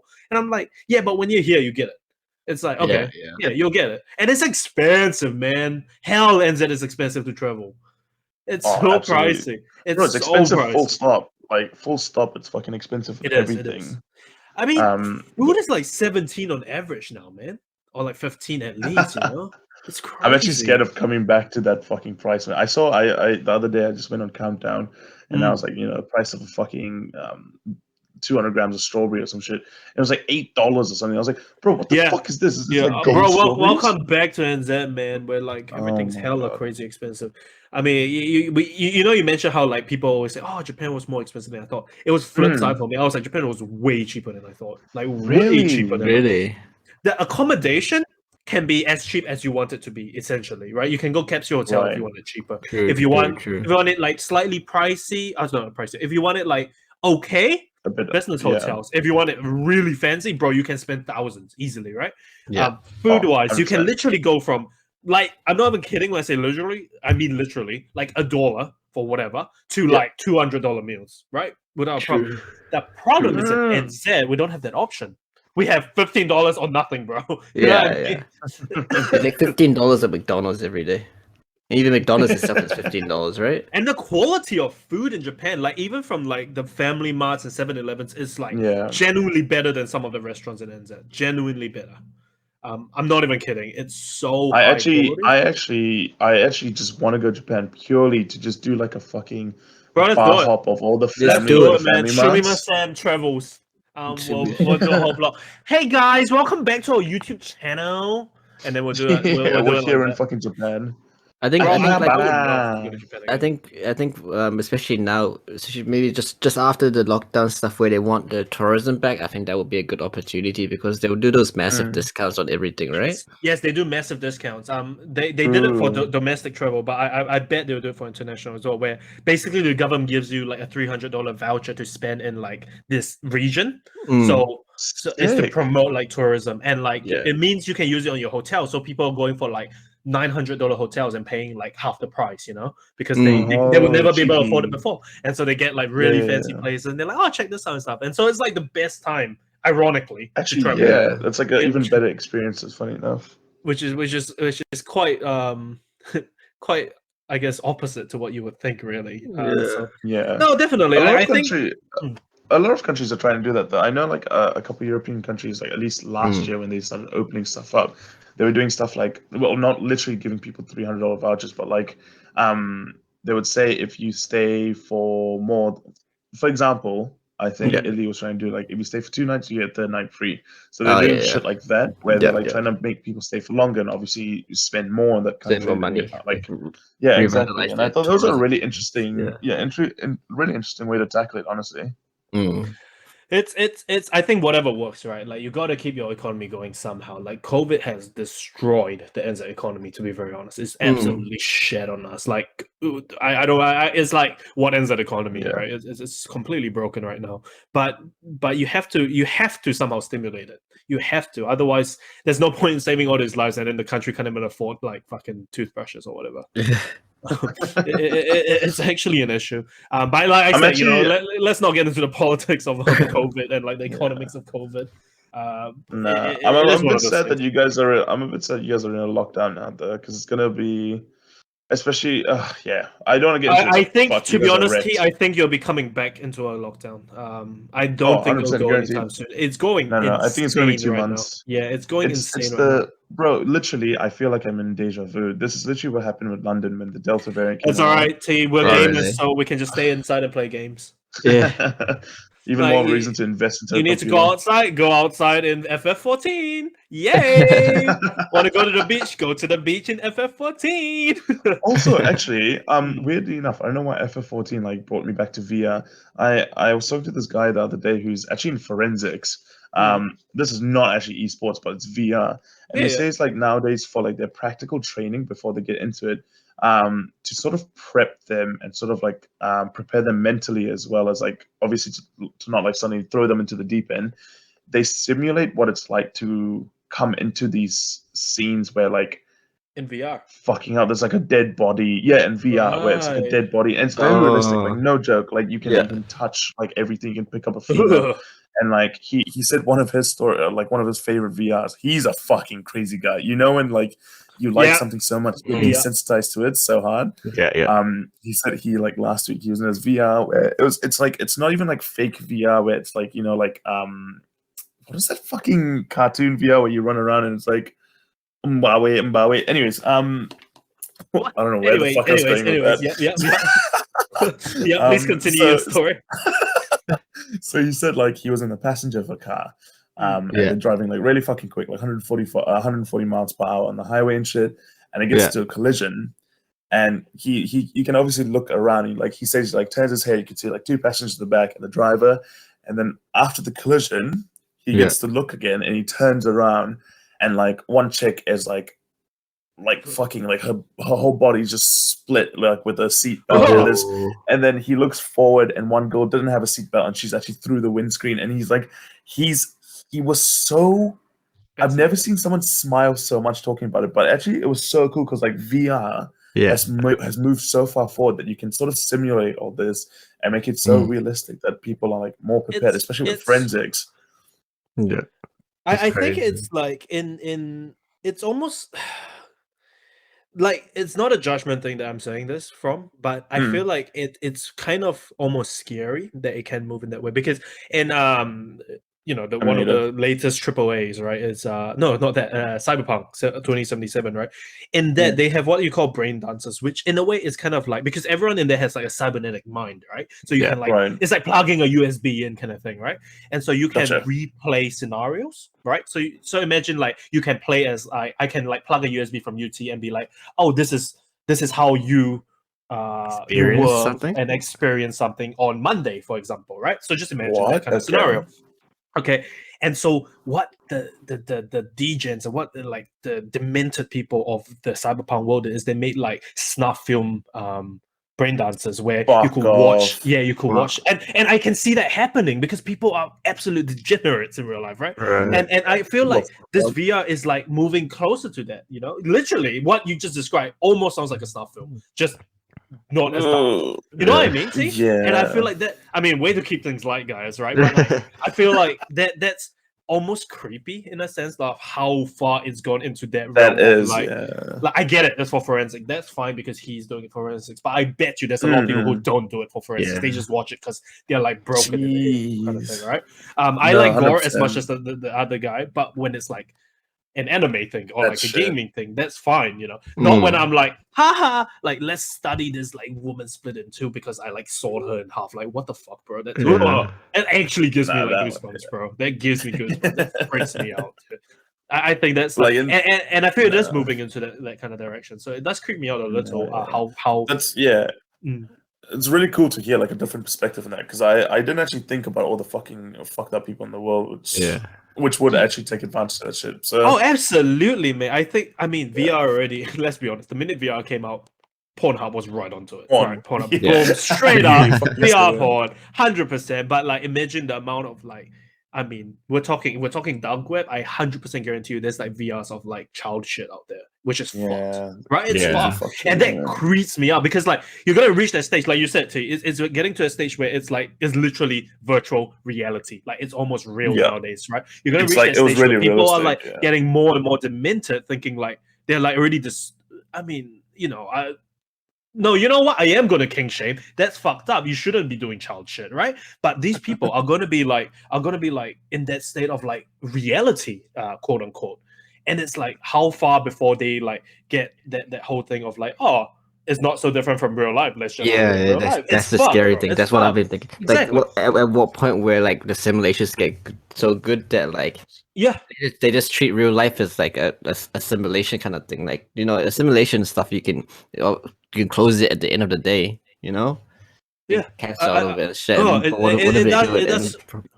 It creeps me out. It really honestly does. Like how as much as I would love for a VR thing, like, you know, whatever anime isekai you name, I think it's like the way it's going is going to be dark as shit because humans be dark as shit. You know what I mean? So ruin everything. Yeah, but you Yeah. know, it is what it is. I don't know about you guys, but I'm just waiting for Sword Art Online. Don't talk about Sword Art Online. You know that's a trigger point. Actually, talking about anime, I want to talk quickly about a quick anime I finished recently. It's called Darwin's Game, and it's the whole thing is it's a death game, right? And I don't want to. I mean, I can talk about Darwin's Game, but to be honest, it's like any other death game. Do you guys watch death game animes or like death game in general? You know what death games are, right? Like Battle Royale. I'm a normie, so is it like gun game from Sword Art Online? Kind of, I guess, because in gun game you don't really die though. It's more like Sword Art Online, the OG one. That would be a death game, where you find yourself in like a game you didn't plan to be in, and like if you die, you die. You know. Yeah. And so those are death games. So like for example, Angel Beats. I'm not sure if you've seen that. Angel Beats is it's I would say it's kind of like a death game. The Battle Royale novel, obviously. Eden of the East, Darwin's Game, the Fate series, Deadman Wonderland. So like those kind of things. It's basically like where your life is on the line and you're playing a game. Essentially. You know? I think it looks into like human nature and stuff usually, right? Exactly. I am obsessed with that. Are you hooked with that shit? Now I love the psychology side where people like outthink people and like they because obviously your life is on line, right? And then you see like the way the closer people write to like how people would actually react and stuff. I find it amazing. Like when you actually get into that psyche of like how people write it, and it's like, oh my god. Obviously, let's say we're all like, you know, you can always think about it. We're all gamers, right? And so like we'll be like, oh yeah, if we're in the fucking like zombie apocalypse, we'll be fine and shit. If we're actually thrown into it right now, I guarantee all three of us will shit our pants. 100%. We'll be like, 100%. We did. Right? 100%. We'll be like, oh my god, right? I'm jumping off the balcony, bro. Yeah, the funniest thing is like we're all like, oh yeah, we're zombie players and shit, bro. I'm unfit as shit, bro. I couldn't run more than like a minute. I would die instantly. Okay, and so yeah, if I was actually a gun game, I would be shitting myself. And I love it when writers actually take it from that perspective, not as like a oh my god, I'm in a fucking death game. I'm gonna kill anyone. It's like if you really like that, you probably like a disturbed character to begin with. But a normal person would be like hiding in a room. Like if you find yourself in a battle royale, you'd be hiding in a room, bro. You'd be like, nah. Oh, 100%. This is where you said Fate was your favorite anime, right? Yeah, Fate's always my favorite anime. I didn't know it was like a death anime sort of vibe. Yeah. It's kind of a death anime because it kind of isn't, because you do summon like servants, I guess, who can kill you, but it's not. I wouldn't say it's like a typical death game. It's like not the main. not the main point of the story, right? It's just that. No. Yeah. The main point of the story is I don't know what, man. Eroge, I guess, is like hentai shit, maybe. Your typical death game is like Battle Royale or like the Hunger Games. Right. Hunger Games would be the Hunger Games. Game. Yeah. It's literally a death game. Is this sort of theme like growing, like with the death game sort of vibe? I feel like it's not growing, but it's always been like there, and it's almost quite niche. It's not niche. There's definitely a lot of anime that's very big that are death games, but I feel like it's a certain following. Like it's the same kind of people who watch it and watch it. Because I'm gonna be honest, a lot of them are very similar. They're very similar. And there's always, let's be honest, there's always that girl who like honeypots people and then murders them. And what I mean is like, you know, like tries to like flirt with them and then like kills them, right? The Black Widow, basically, the Black Widow character. There's always the guy who's like a god here because he's like a boxer in his past life or some shit. And was the like, same he just like he just jumps in and he like starts wrecking people and he's like got a kill count of like 500 to 1 kind of thing. There's always the main character who will either be really smart or really like devious or really like has a really OP kind of like skill. Like he'll be like, oh, I was like a national rank like archer. Oh, I found a bow. You know, I mean, oh my god, how right? useful! But that's literally it. And it's very like cut and paste. But then there's like the occasional ones that like completely are like so different that you're like, oh my god, it's so worth watching this. Batum is one of them. Is that how you say Batum? Whatever. Yeah, that's one of them. Eden of the East probably is one of them. Eden of the East is like, I feel quite underrated. Is where people get I think it was $1 billion or $10 billion yen to save Japan, basically. And it's like whatever goes. You can literally be like, hi, I want to spend $1 million to wipe out like 10 million people, for example. And you can do that. And as shit. long as it's Okay. working towards quote unquote saving Japan, and so you see like how people play it and stuff, and so that's like pretty interesting. And I've always had this like obsession about it, and I didn't even notice that until I watched that Darwin's Game, and I'm like, oh my god, I love this genre. Why did I not like talk about this earlier, kind of thing? And so yeah, the whole point of me going about this spiel is I did ask Ray. I was like, oh, do you like that game? And he's like, I don't really watch it much. And I was like, T, do you watch that games? Not really much. So I feel like it's almost niche when it kind of See what you mean. you know what I mean? I think It's the like- reason why not much people watch it much is, as we said before, is like very sparse and between. There's like very few gems. It is a tough watch though, because some of Yeah. it's very psychological. It's like it messes you up if you're not Right. ready for that. You know what I mean? It's like Clannad, man. If you're not ready for Clannad, you're gonna get messed up. You're gonna get messed up, right? Fuck you, I Aaron. did you watch it, T? I thought you ended up not watching it. I ended up watching like a couple episodes. I was like, and he told me it was like a fucking rom-com, bro. And I was like, oh yeah, let's get it. It's a And then I was rom-com, bro. like, bro, he literally baited me into it. That it even It's a it fucking shattered me even more. Man. He was Like like, I'm ready for jokes and comedy and like harder this, or I got depression instead. Oh shit! Next minute, everyone did. What just happened? He was like, bro, you love Sword Art, you love this. Nah. Oh yeah, totally the same things, bro. Totally the same things. But yeah, so But no, talking about I've sorry, actually I've actually not really watched. Well, to be fair, I'm like a normie. I'll represent the viewers that aren't like really into anime and shit. That will watch the generic, the more like, mainstream, top named ones. Yeah. So I've actually not gone into it, but I can see I can see the appeal to it, though, 100%. I'm an absolute like fucking what do you call it? Like the guy who likes to be on the complete opposite side of the devil's advocate, right? I like to be that guy who's like, does it deserve to be mainstream? I love that, but things that are mainstream, honestly, are mainstream for a reason, right? Yeah. The antagonists, yes, yeah, they are mainstream for a reason. It appeals to a wide audience. I get it, I get the whole mainstream thing. There's nothing wrong with liking mainstream anime. I just don't like it when it's all I see on everything. Bro, you've always been an antagonist with everything, though. You're always like, oh, everyone's in this. I'm fucking edgy. You've always been. I am an edgelord, bro. Come on, like I just have to be, bro. I gotta be edgy. I gotta be that guy who calls everyone out. Like, why? Why is that good? You're like, oh my god, Valorant's becoming more popular. Let's fucking play Apex, and you're like, to be fair, I've never played Valorant. I only played Valorant the first time the other day with Aaron, like ever, because we moved from CS:GO, right? So like that would be the closest, but I just never got into Valorant.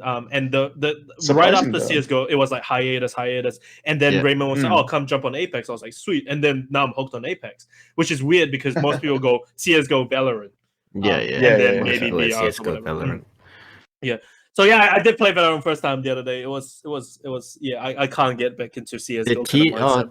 You couldn't play Valorant. No PC, right? Nah, man. So this is the thing. I left just on the verge of them releasing Valorant and their turn-based game as well. Yeah. But Valorant, I didn't watch it initially when it first came out. I was like I see the CS:GO appeal to it, but also was like all the abilities and shit. I was like, it's just too slow paced. I agree. But honestly, now that it's somehow just suddenly got traction again now, and I'm like, maybe it might be better. I'll give it a go when I come back. But I think Apex, just the movement of Apex and like the fluidity of the game is just way more enjoyable to me. I like the speed of Apex, how quickly you can like end the match or like die basically. Velo's very, very tactical, very slow paced. Like you don't just run around corners like blind. It's just like Counter-Strike again. Yeah, I think Counter-Strike. I don't know if they've changed it back now, but the main big thing of Valorant you should keep in mind of. I don't know if they changed it, but the reason I left was because they figured out that there was no first shot accuracy, and I was like, why would you have a game with no first shot accuracy that's like so similar to Counter-Strike? No, so it's RNG. No. Yeah, I was talking to Aaron about this. No, I think Ray, it's not the first. I don't know if that was fixed, but it's now the spray control that's RNG. You can't really spray control it. You can crouch and pull it down. Yeah, there's no spray like control. There's recoil control in the sense of like obviously. I don't know how I feel about that, man. Like for those kind of games, you kind of need that consistency. There's no competitive nature. So Aaron was like, it's like the spray control. don't quote me on this, but this is what he said. He's like, the spray control is basically RNG, so that you can't like spray control like 3-4 people in one hit kind of thing. And I'm like, but that's what we watch CS:GO for, seeing like the crazy sprays the of like AK just going man spray down. Yeah, it's Yeah. insane when they do that, right? And so I don't know. I don't know how to It's feel always about it. like, yeah, it's always mind blowing because like, if you have a pattern, it means the really experienced players can show off, right? Because it means Yes. you practice hours and hours and hours, and exactly You like what you deserve said. to show. You Yeah, like you absolutely. suddenly you flick, right? You if you have the spray pattern locked, you can flick from left to right like insanely quick and get double headshot. You're like, what the fuck was that? But Yeah. if it's random and RNG, you're removing like a very competitive aspect out of the game. Mm. And then you'd be It's- putting it it's in another strange, random yeah. nature, like the same person, like a skill, say same skill person, both do it at the same time, like can get completely different results. And then It like kinda- you know, like I it guess feels bad just when be you die accurate from on your first RNG, shot. right? Oh, I feel so bad, bro. I hate RNG so much. That's why I quit Hearthstone. Like RNG I love tilts Hearthstone, me. bro. Oh man, Hearthstone tilts me. Like the RNG nature of it, just I can't, bro. I can't. It is weird, but I guess the whole point is to be accurate in your first shots. Then I think maybe they changed the railway and made your first shot accurate. That's I know still the first insane, shot though. when I played that first shot accuracy was there. They Yeah, said it definitely was there. It's like a very small deviation, but as soon as I heard there was like a deviation in first shot, like because it has like an AK gun, right? Yeah. The Vandal is the AK, right? Which is like insane recoil, but like high damage and like one shot headshots. Right. Like if you don't have first shot accuracy and one that have headshot, what the fuck are you doing? Yeah, like what's the point? Like what's the point? You do damage on the wall and like you paint the wall and shit. It like breaks the game. Like yeah. So no, I mean I don't know, I that's did weird, man. enjoy the game Mm. with Aaron, but I don't think I'll be leaving Apex soon. Like just the Apex movement and everything is just very new to the BR genre and it makes it very interesting and very different. Mm. You get triggered So- when you play on like the Asian service because of the obviously the ping difference. Bro, sometimes my ping is really bad, and that's when I don't play. But usually it sits around 100 to 150, which is Ow. playable. You can't snipe, 100%. You can't snipe, but Yeah. it's not that bad where you like die around cover.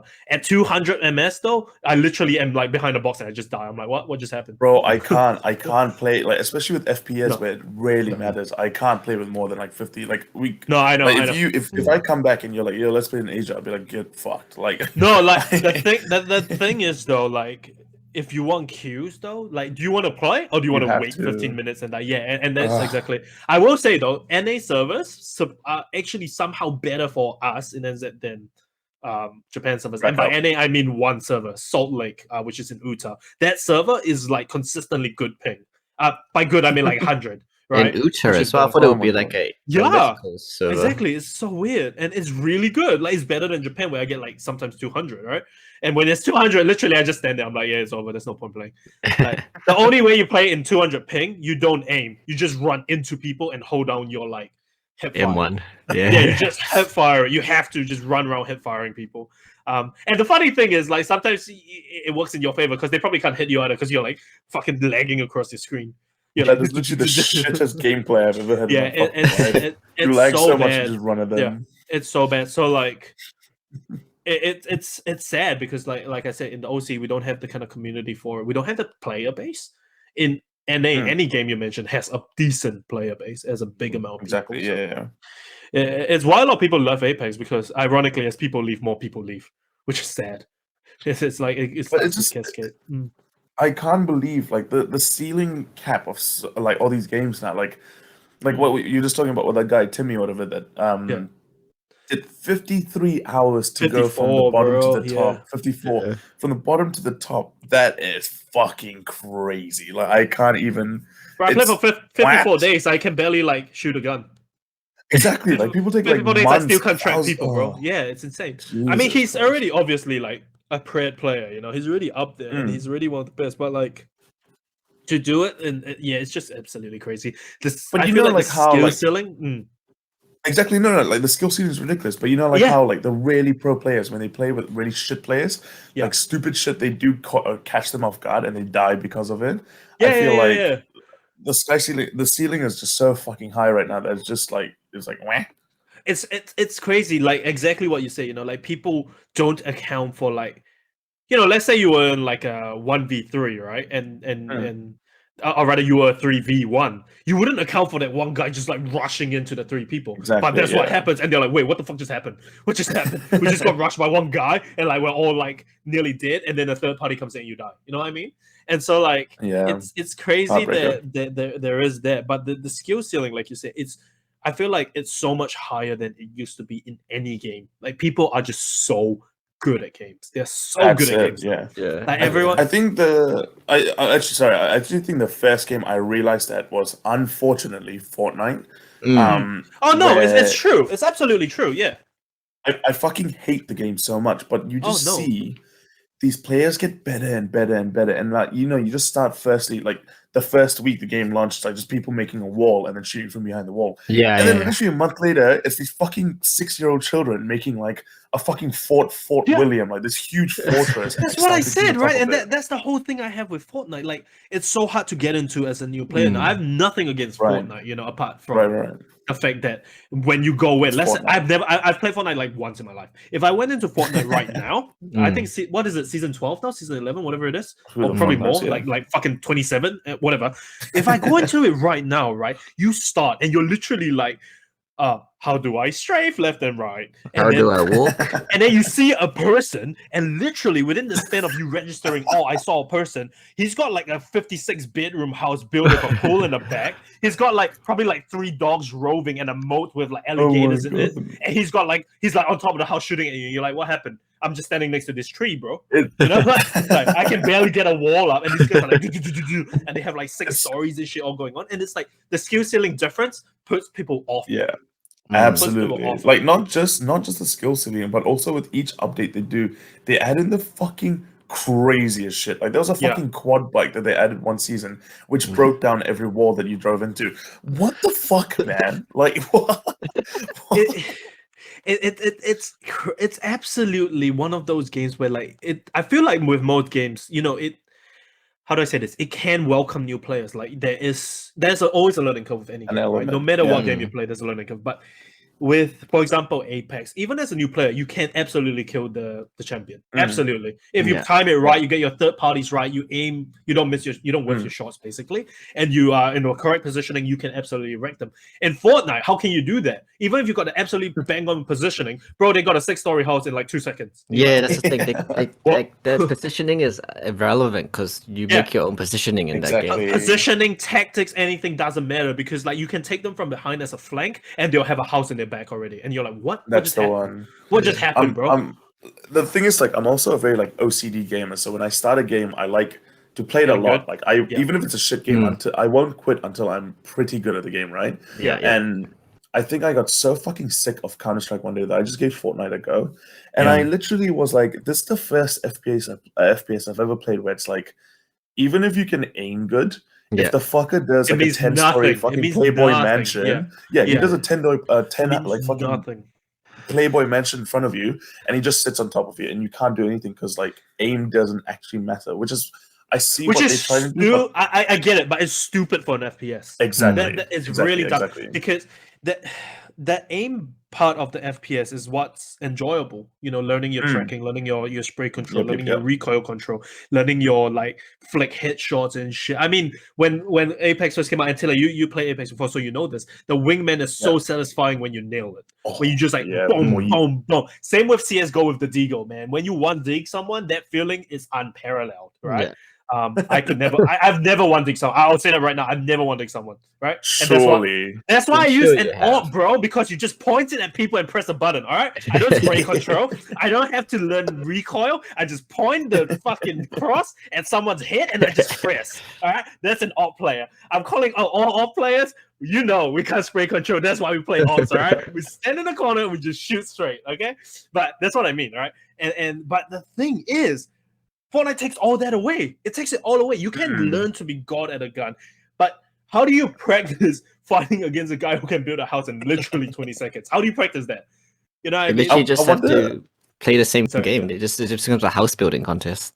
It blows my mind that is what it is as an FPS. It is an FPS first and foremost, a battle royale FPS, but it's taken the FPS portion away, and it's become like Minecraft battle royale almost. Like build something. Like, just fast. think of it like if you and a professional like CS:GO player started at the same time, you guys would technically start off at the same point in this fucking game because, like you said, the FPS part of the game doesn't actually fucking matter. It wouldn't matter at your skill level of all the hours you spend playing other FPSs wouldn't matter. Whereas in any other FPS, it matters.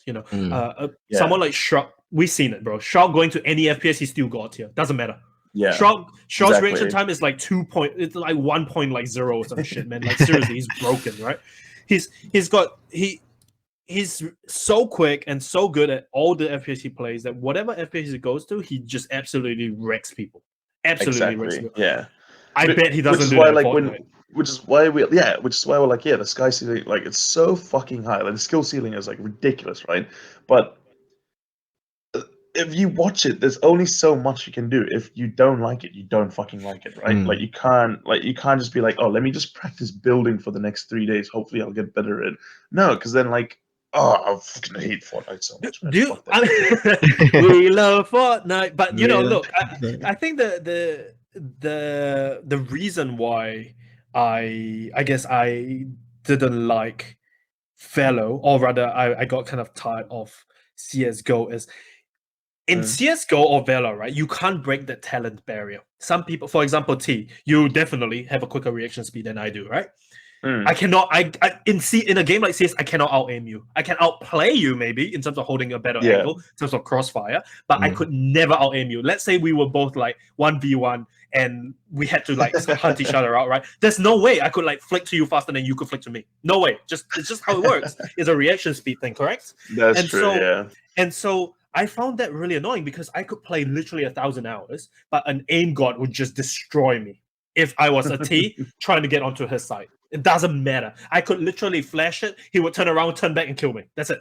Right? I could do a million things different, but he would still wreck me if his aim was better in CS. And why I say that is I know that because when I played with Velo with Aaron, a guy literally did everything right. I'm an idiot. It was my first time playing Velo. I'm standing in literally the open, right? And he picks the corner so well, and I just flick and headshot him.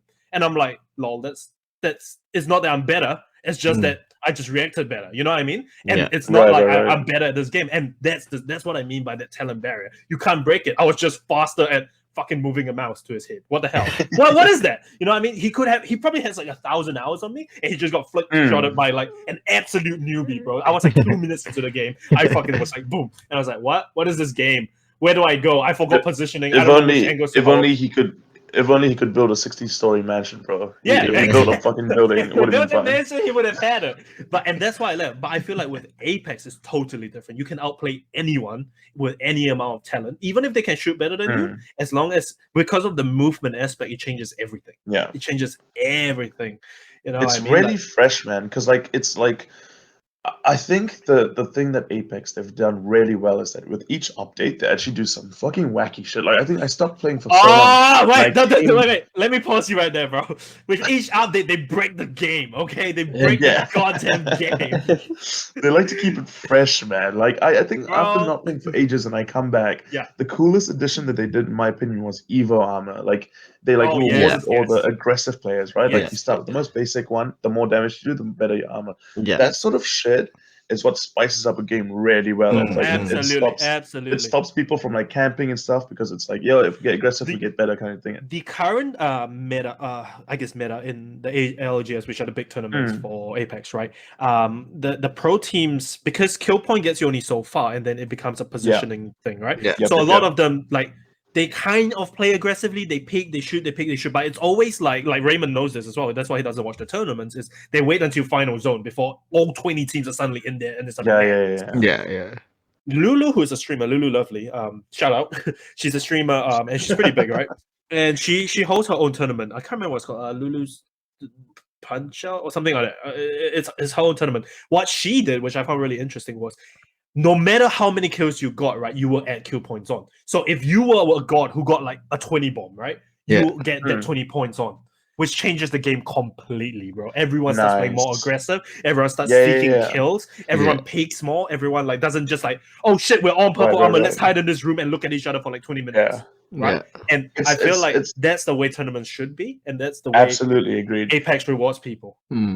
It's for what being a lot of battle royals followed the same system where it's like you got more points with placing. So like Fortnite, so it rewards you what's by it called? red, PUBG, by everything. camping. Absolutely. Yeah, correct. So like you literally, like you said, you wait for the final circle, and then suddenly it's like in normal games, if it's final circle, it's like 10 players, and these tournaments, it's like final circle, 50 players, and it's like literally all 60 out there. Yeah.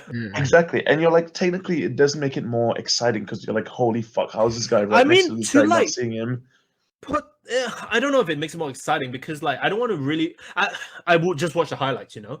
I wouldn't want to watch the 20 minutes of you just sitting it. And to put things in perspective of like positioning, right? Me and Ray, you know, we've ran fucking countless Apex games right now, right? There's so many where you know how sometimes you land and you just see no one through no fault of your own, you just see no one, right? And so we land in like pretty hot sites, no one's around us, and we don't see anyone for like a good 10-15 minutes, and it's like boom, you got third place, here's free like RP.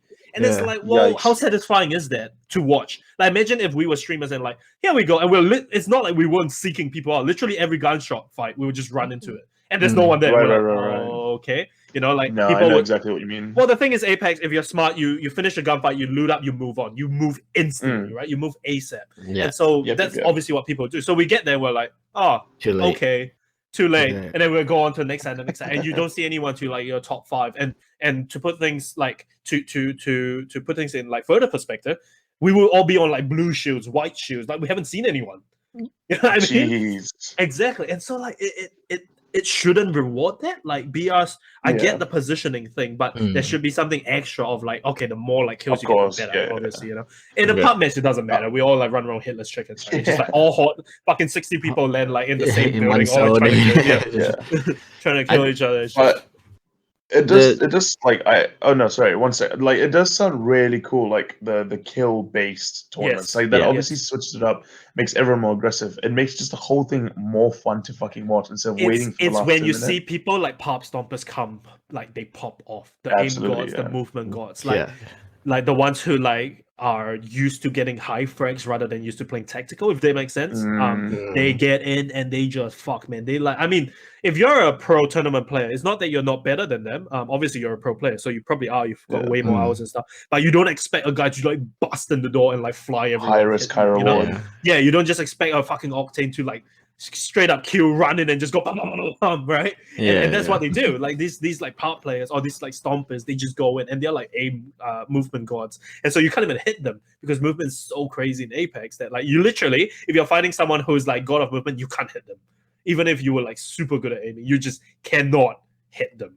Right? It really just takes away from one point of the game and highlights another. Like, I mean, like if you think about it, the flip side though, like Battle Royale itself, like the position and stuff, the whole strategic side of it is like a chess game, and some people kind of like enjoy like manipulating and yes. But then if you have that high kill games, you kind of like it's better for a spectator. It's definitely more fun for a spectator, but then it definitely takes away like the battle royale part of the tactics. No, I do like that about the whole battle royale though. I mean, like that's exactly the point I will argue against, right? That the fact that you can play either super aggressive and 20 bomb the lobby, right, and just destroy everyone you see, and literally like have no tactics, just like run to kills, or you can be that guy who's playing tactical, much more boring, but you get like 1-2 teams, you fight them off, and then you're in like the final 5, which I would say like if you fight 1-2 teams off in your final 5, that's pretty fair. You like kind of deserve to be there, right? Because you're probably at least purple or red shield by then, especially if you're like one of the damage dealers of the thing. And so that's the tactical side, and I find that so interesting, like because you have the team who would he push me? No, he wouldn't. They're backing out. Why are they backing out? They're red shields, you know, but then they're backing out to say, oh, whatever, they're going for the circle, blah blah blah. And it's just crazy the amount of things that you can do. For example, like, did you guys know dropping a heat shield in zone heals you faster? So some pros actually crawl towards zone so you can drop a heat shield on them and insta-res them quicker. It's insane. Wait. Yes. Wow, okay. In zone, when you drop a heat shield on someone in zone, you raise them at like, I think like twice the speed, or a lot faster, like instantly. Really? Oh, yeah. So like what I watched was one of the streamers, Nokoko Puffs, right? His name's literally Nokoko Puffs. He saw the zone coming in and he got down, right? He literally starts crawling towards the zone, right? It's like the most, like, you wouldn't even think that's counterintuitive. You'd be like, fuck, the zone's coming. He crawls towards the zone. He's like, drop my hit shot on me quick and res me quick. He's like, a good Apex player would have instantly recognized that and dropped it on me and healed me. And then I would be up and fighting, right? Because imagine if you raise them quicker and you have yellow backpack. Bro, you're like ready to fight again. Instantly. The minute you get up, gun out, boom, boom, boom, right? And so that in itself is crazy. The mechanic no one even thinks about as using to their advantage. Usually the reason why is because you will always drop a hit shot when you're deep in zone. You're trying to get to the next zone. So the mechanic is like, okay, you got to heal fast so that you still have a fighting chance. But these guys are using it to their advantage. I'll crawl towards zone, I'll drop it on me, I'll heal fast, I'll get back in the fight. Right? And that is insane. Don't you just think that, like, now with like Twitch being so big as it is, obviously, people like copying and shit. Yeah, absolutely. Correct. Like it's the new type of way to get hints and tips and tricks for the game that you're like on. To like just get better and like find all these cheesy ways whereas back in the day you'd have to like theory craft, and like if you pulled something out like this, you'd only really see it in a tournament. Gamer guides. Exactly. Gamer guides. I think there's something cool about it though, but it does mean that everyone, going back to that, everyone has the same kind of meta. Everyone plays in the same way. They're like, I saw ASU play this building this way, and then they're all like trying to do the same thing. It is annoying because let's be honest, they're nowhere near AC's level of movement. So it's like, bro, what are you doing? Like, just play like a normal person, bro. Just hold angles and shoot people, right? But on the flip side, it's also very interesting because you learn some crazy shit from the pros or the streamers, right? Two sides of the coin always. Oh, absolutely. You learn like I never knew about this thing with Nokoko, and and he taught everyone else. It's good. Exactly. Yeah. It's like a little fun fact that, like, obviously you know how Apex you start and they're like, oh, here's a little tutorial, like here's how you fucking aim. Bro, that tutorial teaches you shit all, bro. It teaches you zero about the game. Bro, it teaches you how to pick someone up again. That's good. It teaches you how to press E next to a person and like how to drop your Z, and that's it. And it's like, what? Then you go into a real lobby and you're like, oh my god, what just happened? I just died in like 2 seconds. I landed next to a person and he punched me in the head. I'm so curious what the state of the game would be like if Twitch was non-existent and YouTube was non-existent. Like, what the players would be. It would just be like 20 years ago where players would just be playing like fucking robots. I do miss the theory crafting side of things though, like getting like unique points of view, whereas supposed to everyone like kind of like doing the same thing that a Twitch streamer did. I mean, me, T. I'm like fucking. I remember, you and fucking Ray, bro, in CS:GO days used to be like, all right, let's theory craft like fucking one of the maps and like find a new boost spot. And I just was sitting there like, why the fuck are you guys like doing this shit? Like, just kill them, like. but that's what we like. That's what what I mean. Like, that was for me. That was like kind of like, holy shit. That's like.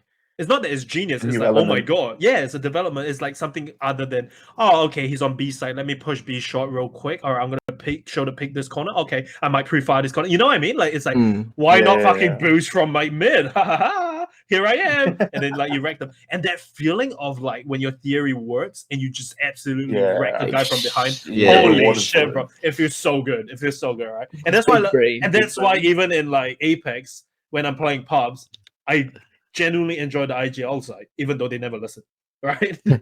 Right. And so it's weird because in CS:GO, you know me, I never play IGL. I played the guy who was like, I played the anchor. I played the 0 for 20 guy, right? I played the boost me, I'll give this a shot. Oh wait, I died to like sorry, bro. But you know what I mean? Like, it's totally different. Every game, I feel like that's what I love about gaming now. Is every game they have to be different, right? There's no Valorant, maybe CS and Valorant, but even Valorant has its own skill thing. It's so different that you theory craft new ways, you do all these new things, and it's really, really good.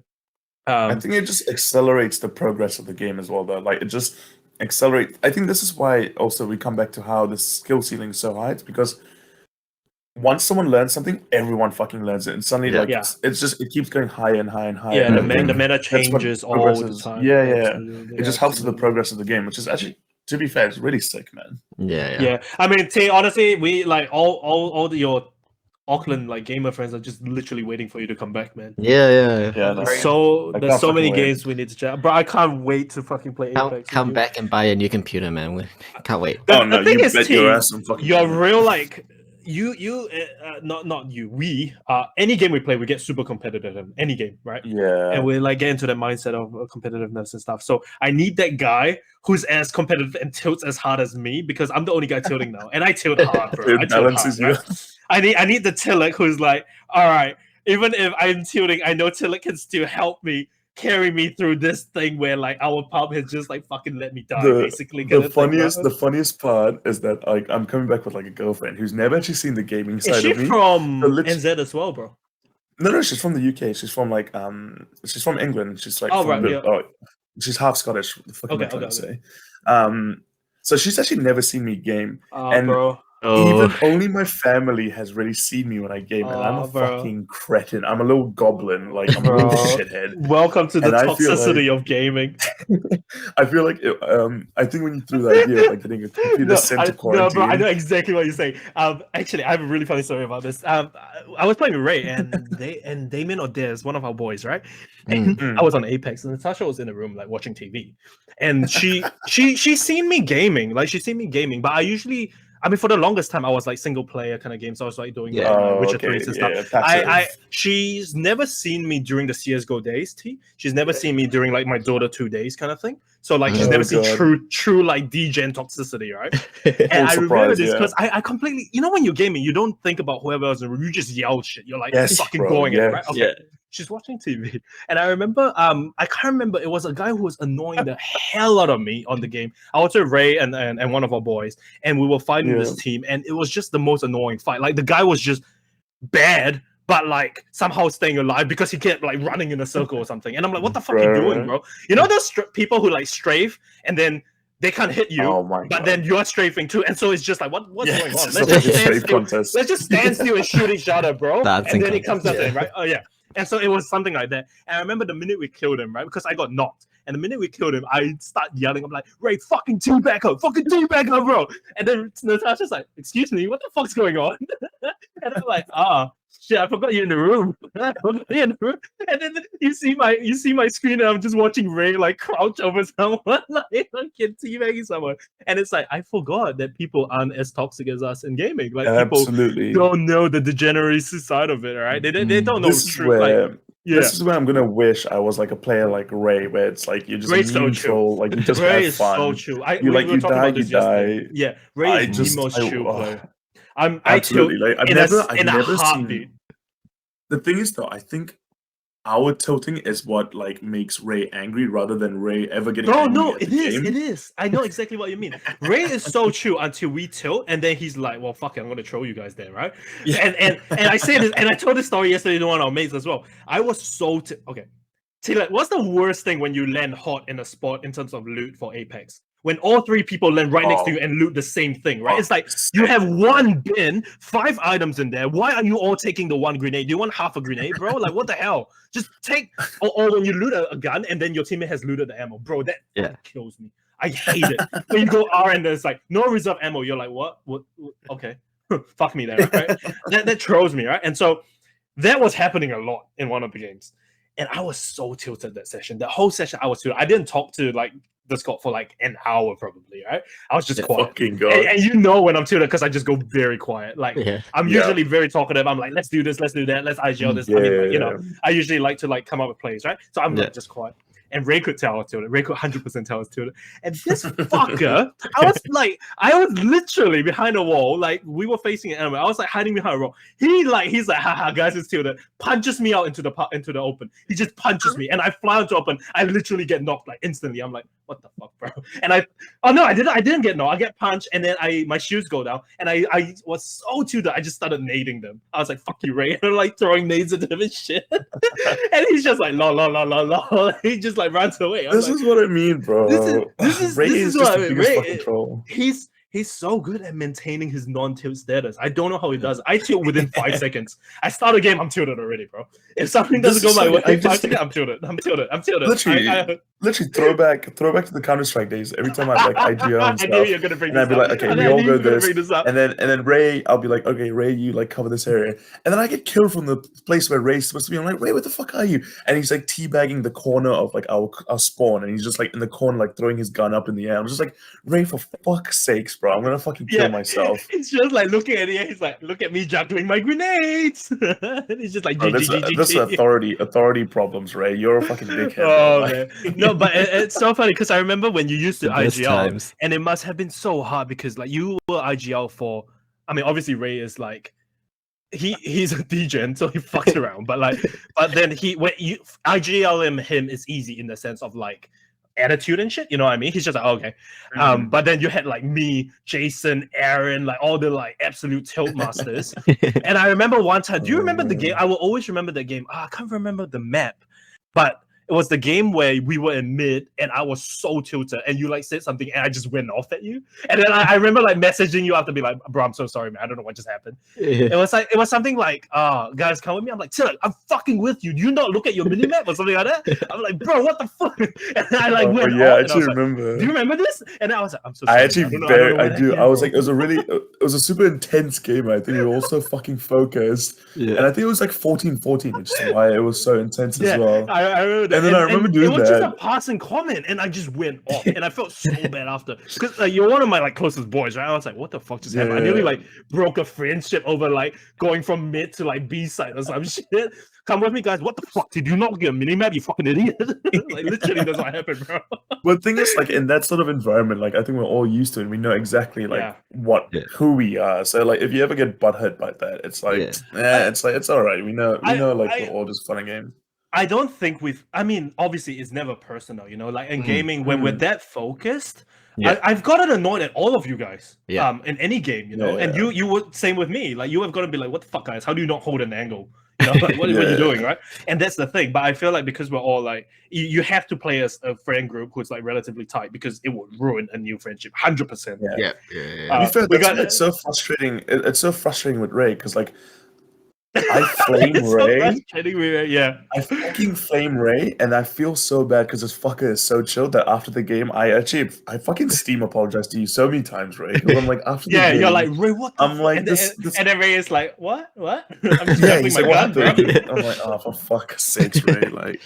Look, I can block this guy. I can block this. It's really hard though when it's like I've learned something the hard way. Like it's really hard when it's a new player or someone who's like new to your like friend circle. Like I wouldn't name, obviously I wouldn't name names, but one of the new guys we're playing with, I was playing with like one of, I think it was like Ray's brother, maybe Ricardo. Yeah, I was playing with Ricardo, and he's like platinum level in Apex, right?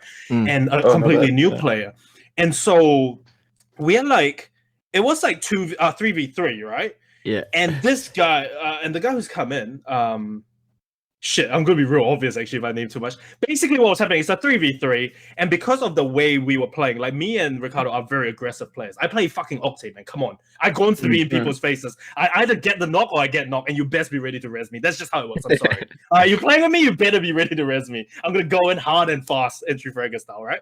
And so I do that. And then me and Ricardo are like trading back and forth. Like we're like cracking them, they're cracking us. We're cracking them, they're cracking us. We basically farm from like blue shield to like close to red shield in that fight, right? And it's taking ages, bro. It's taking ages. We're like, bro, if we don't finish this in within the next 10 seconds, we're gonna get third party and we're gonna die, 100%.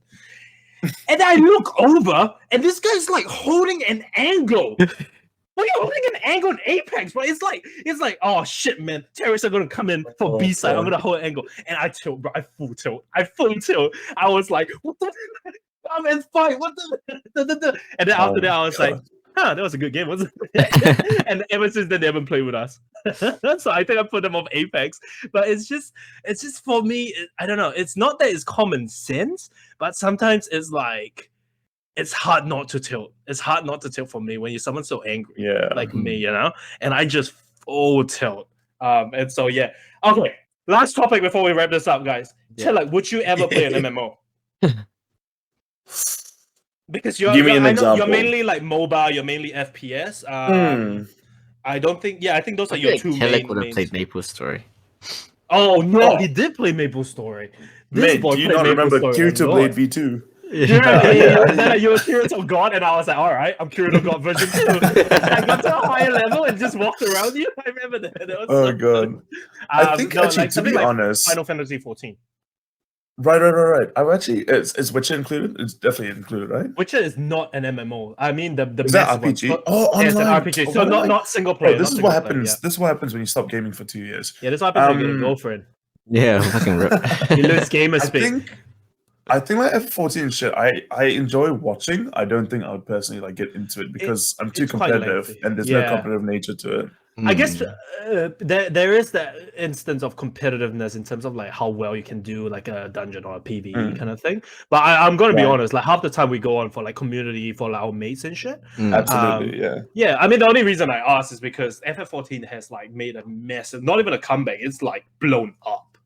Right, all the WoW players and stuff are moving over. I think we talked about this. So like all the players are moving over. So I've always wondered, like, would Thilly join us in that, or is he like mainly a competitive kind of like? That fucking is DJ player? literally Ray 101. I can literally imagine Ray making a full-time stream job out of this shit where he's just like trolling the fuck out of it.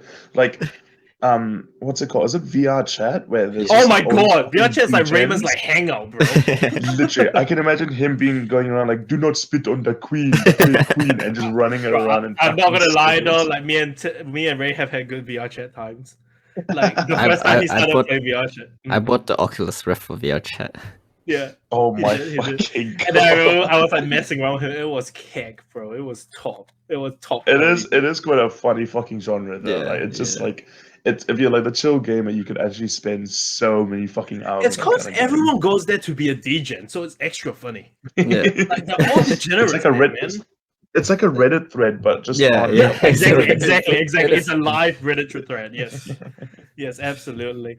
So now, I mean, you know, it would be interesting to see Thilly play an MMO. It's kind of like how all the new WoW players are joining FF, right? If we got Thilly in, and then he'll be like, "What is this Right. PVE shit, man? What's E? Why? What's environment? Why am I not fighting other players? Where's the other players in this? I'm racing someone, am I? How do I attack Raymond? Wait, what is this? No, but our time is pretty much split nowadays. We're very much Apex and thing. But yeah, bro, we can't wait for you to come back and start gaming with I'm us. so and shit, excited, bro. man. I am so keen. I can't wait to like talk to your girlfriend about your gaming culture. Yeah, Like, yeah. what Fuck, is she bro. coming with you, I'm- right, T? Or Yeah, she's got a visa and everything. I'm actually so Oh, fucking very scared nice. though, because like I remember when I used to come like on, obviously man. game quite a lot. My bedroom used to be Yeah. to it like the back of my window was my garden, and then my neighbor's house.